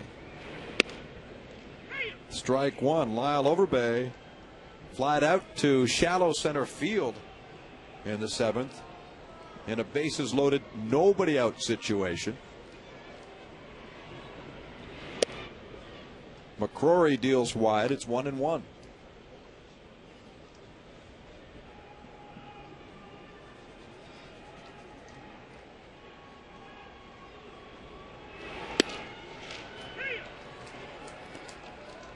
All of this is occurring with 2 outs.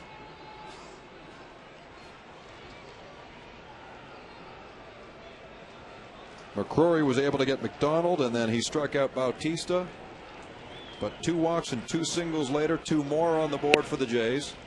2-2 now is the count. See, that's the key there. The Blue Jays need to be hitting with the bases loaded with 2 out.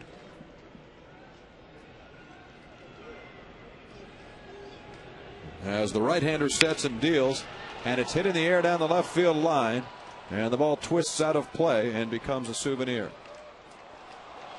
Although Luke Scott's going to have to give it back to somebody here.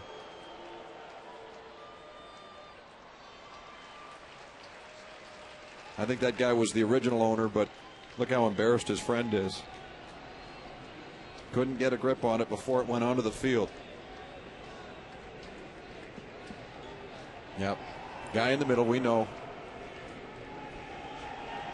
Here's the 2-2 down low. And McCrory, who's already walked 2 in the inning, in danger of loading him up again.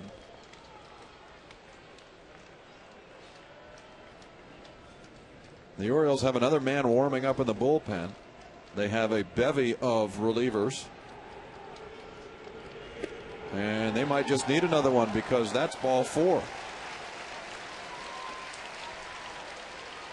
What'd they say, Rance? 12 relief pitchers? And Dave Trembley's trying to make sure he uses them all here this evening. Yes, he is. Because he's just made the signal for Chris Lambert. He'll be the latest to try his hand as a pitcher here tonight. And as he trots in from the right field bullpen, we'll take a break and return with the Jays up 7-1.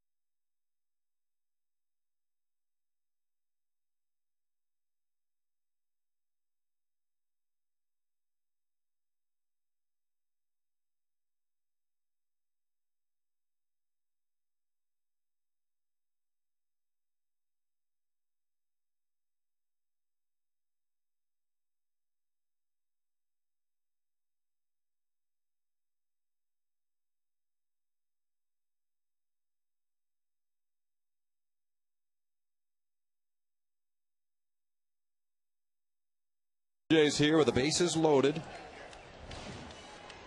Bottom of the 8th inning. This game made a little longer by all these pitching changes, as Travis Snyder is the man at the plate, ball one.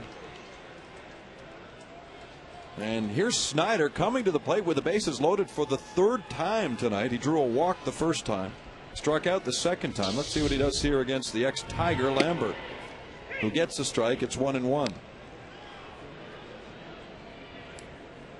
The Orioles claimed Lambert off waivers from Detroit on August 20th and immediately sent him to AAA.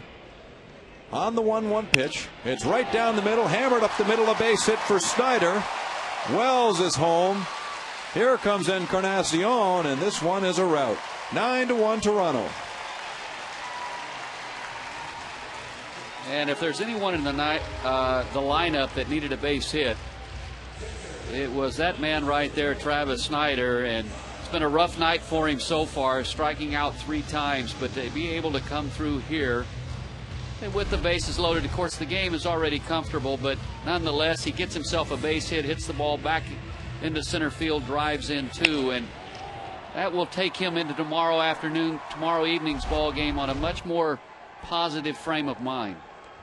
And he'll look into the box score tomorrow in the newspaper and notice that he drove in 3 runs in the game, as Kyle Phillips is the batter now, hitting an even 200. He is the 9th man to come to the plate for the Blue Jays here in the 8th inning. And he gets under this one, flying it to left field for Scott. He puts a glove on it, and that ends the inning. 9 men come to the plate. 3 of them walk, 3 with singles, 4 score, and a 9-1 lead greets Jason Frazier.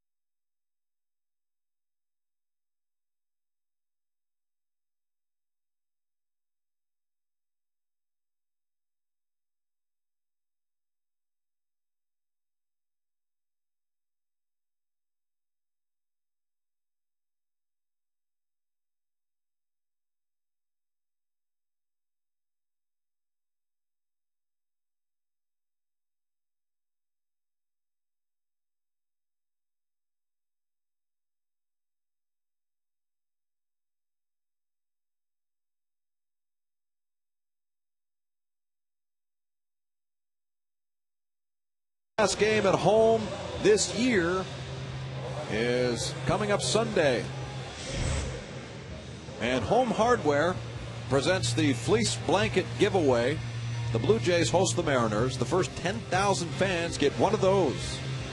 Call the ticket office for your seats, 416-341-1234.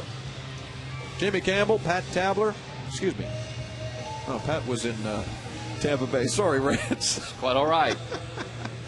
It's been a long season. Sam Cosentino, he's here as well. Pat will be in later this week. See, I haven't seen you in a while, so. I've been called a lot worse. All right. Now, I'm sure you have. Jason Frazier is the new pitcher.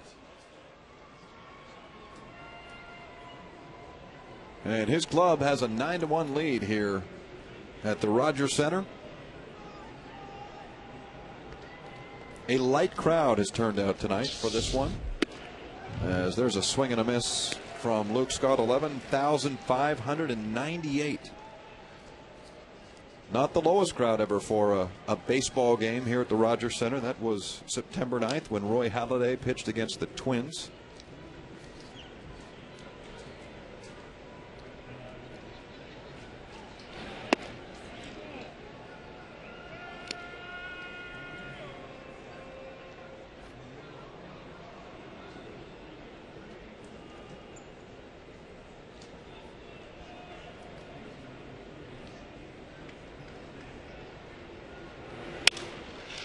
There's an excuse me swing down the line, and it turns into good things for Luke Scott, who doubles to lead off the 9th inning.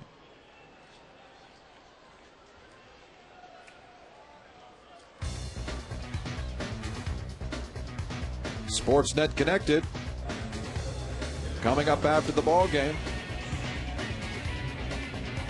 Monday Night Football on tap. It's Indianapolis against Miami tonight. They'll have updates for you on that one.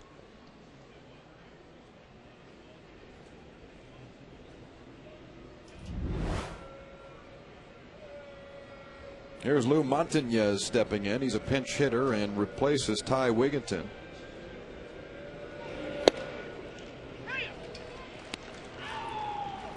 We invite you to join us tomorrow night for Game 2 of this series, when Brian Talent takes the hill for the Blue Jays, Mark Hendrickson for the Orioles. We're on the air at 7 Eastern Time, 4 Pacific. 2 strikes quickly on Montañez.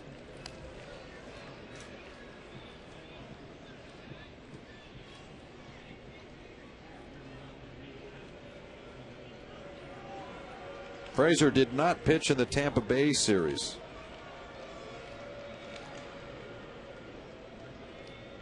His last outing came Wednesday in New York.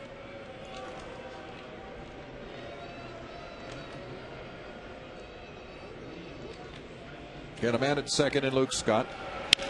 Gets a ground ball foul from Montañez.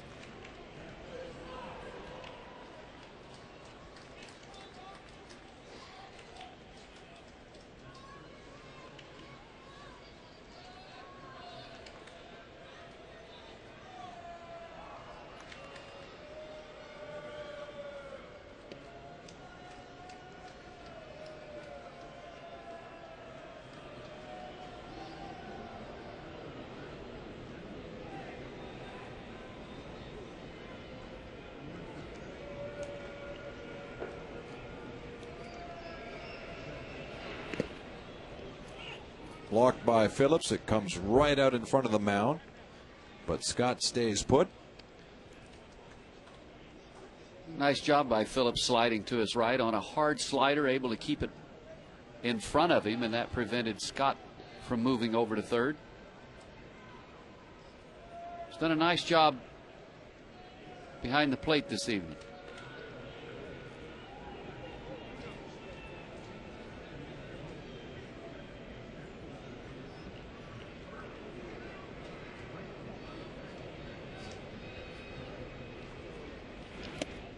And that one handcuffs him.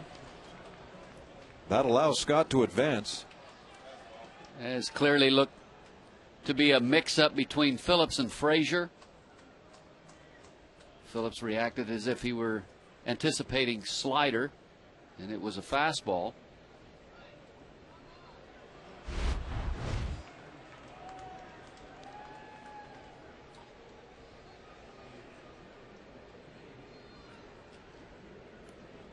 He's wearing his brother's glove. It says right there, Jason Phillips. Jason's busy with the Mariners, but if he's watching, he's thinking, don't use my glove that way, son. Right back to Frazier. He looks back, Scott, lost to first, and gets Montañez.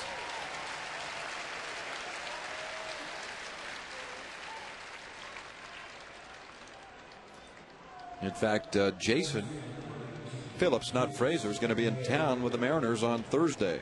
A 4-game set coming your way. One away here. And the batter now is Felix P.A. Now, way back in the second inning, P.A.'s base hit to right field gave the Orioles a very short-lived 1-0 lead. He fouls that back. The Blue Jays scored 3 in the third on 3 base hits and a bases loaded walk to Travis Snider. They counted 2 more in the 6th inning, solo home runs by Lyle Overbay and then John McDonald, and then added 4 more last inning off Bob McCrory. Strike 2 on PA.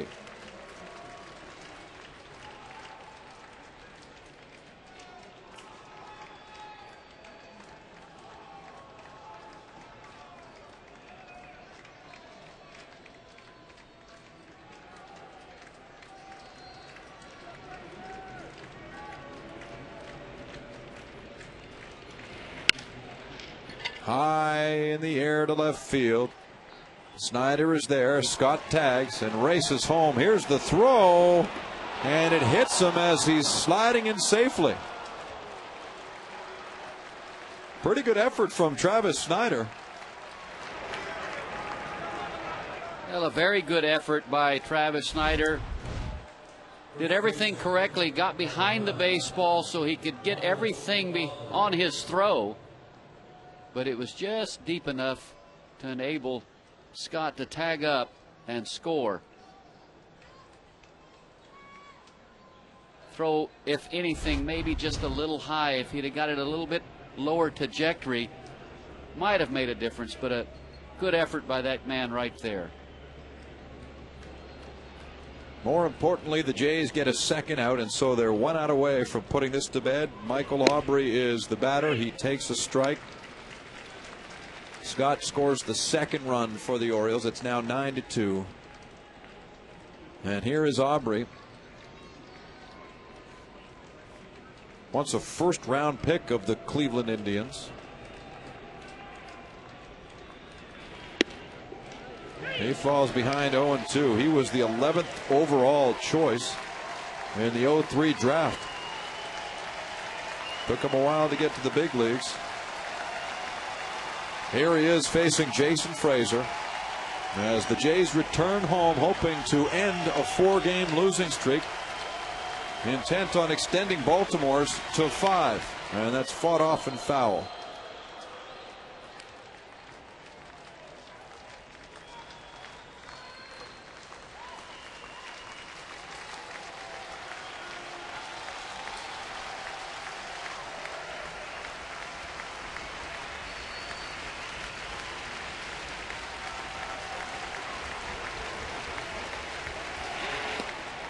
Down low. Tag is made as Phillips tries to sell it on home plate umpire field in Culbreth.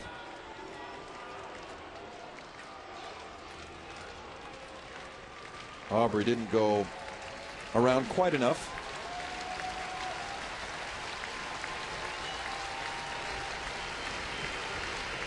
A victory tonight for the Blue Jays improves their September record to 8-13.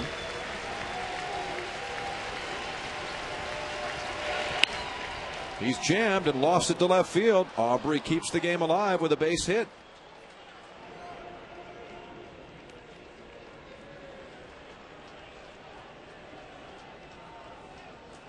The Jays this year have been immensely successful here at the Rogers Center against Baltimore.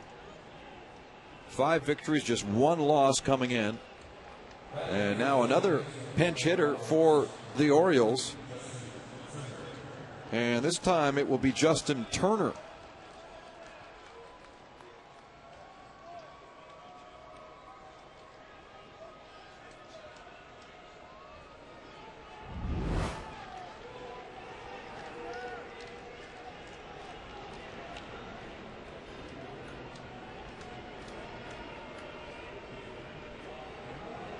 He'll get a chance here, and he lines this shot in foul ground.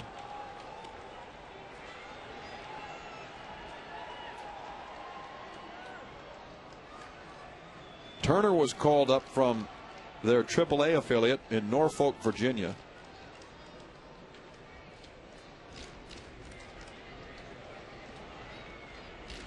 He hit .300 down there in 108 games and made his major league debut on September 8th at Fenway Park.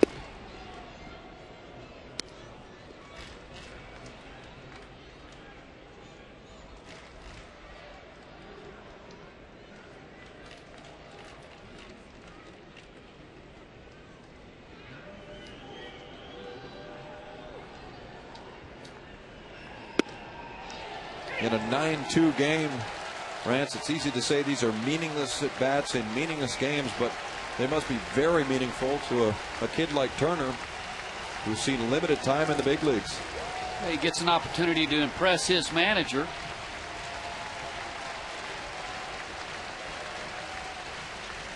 A 1-2 pitch coming.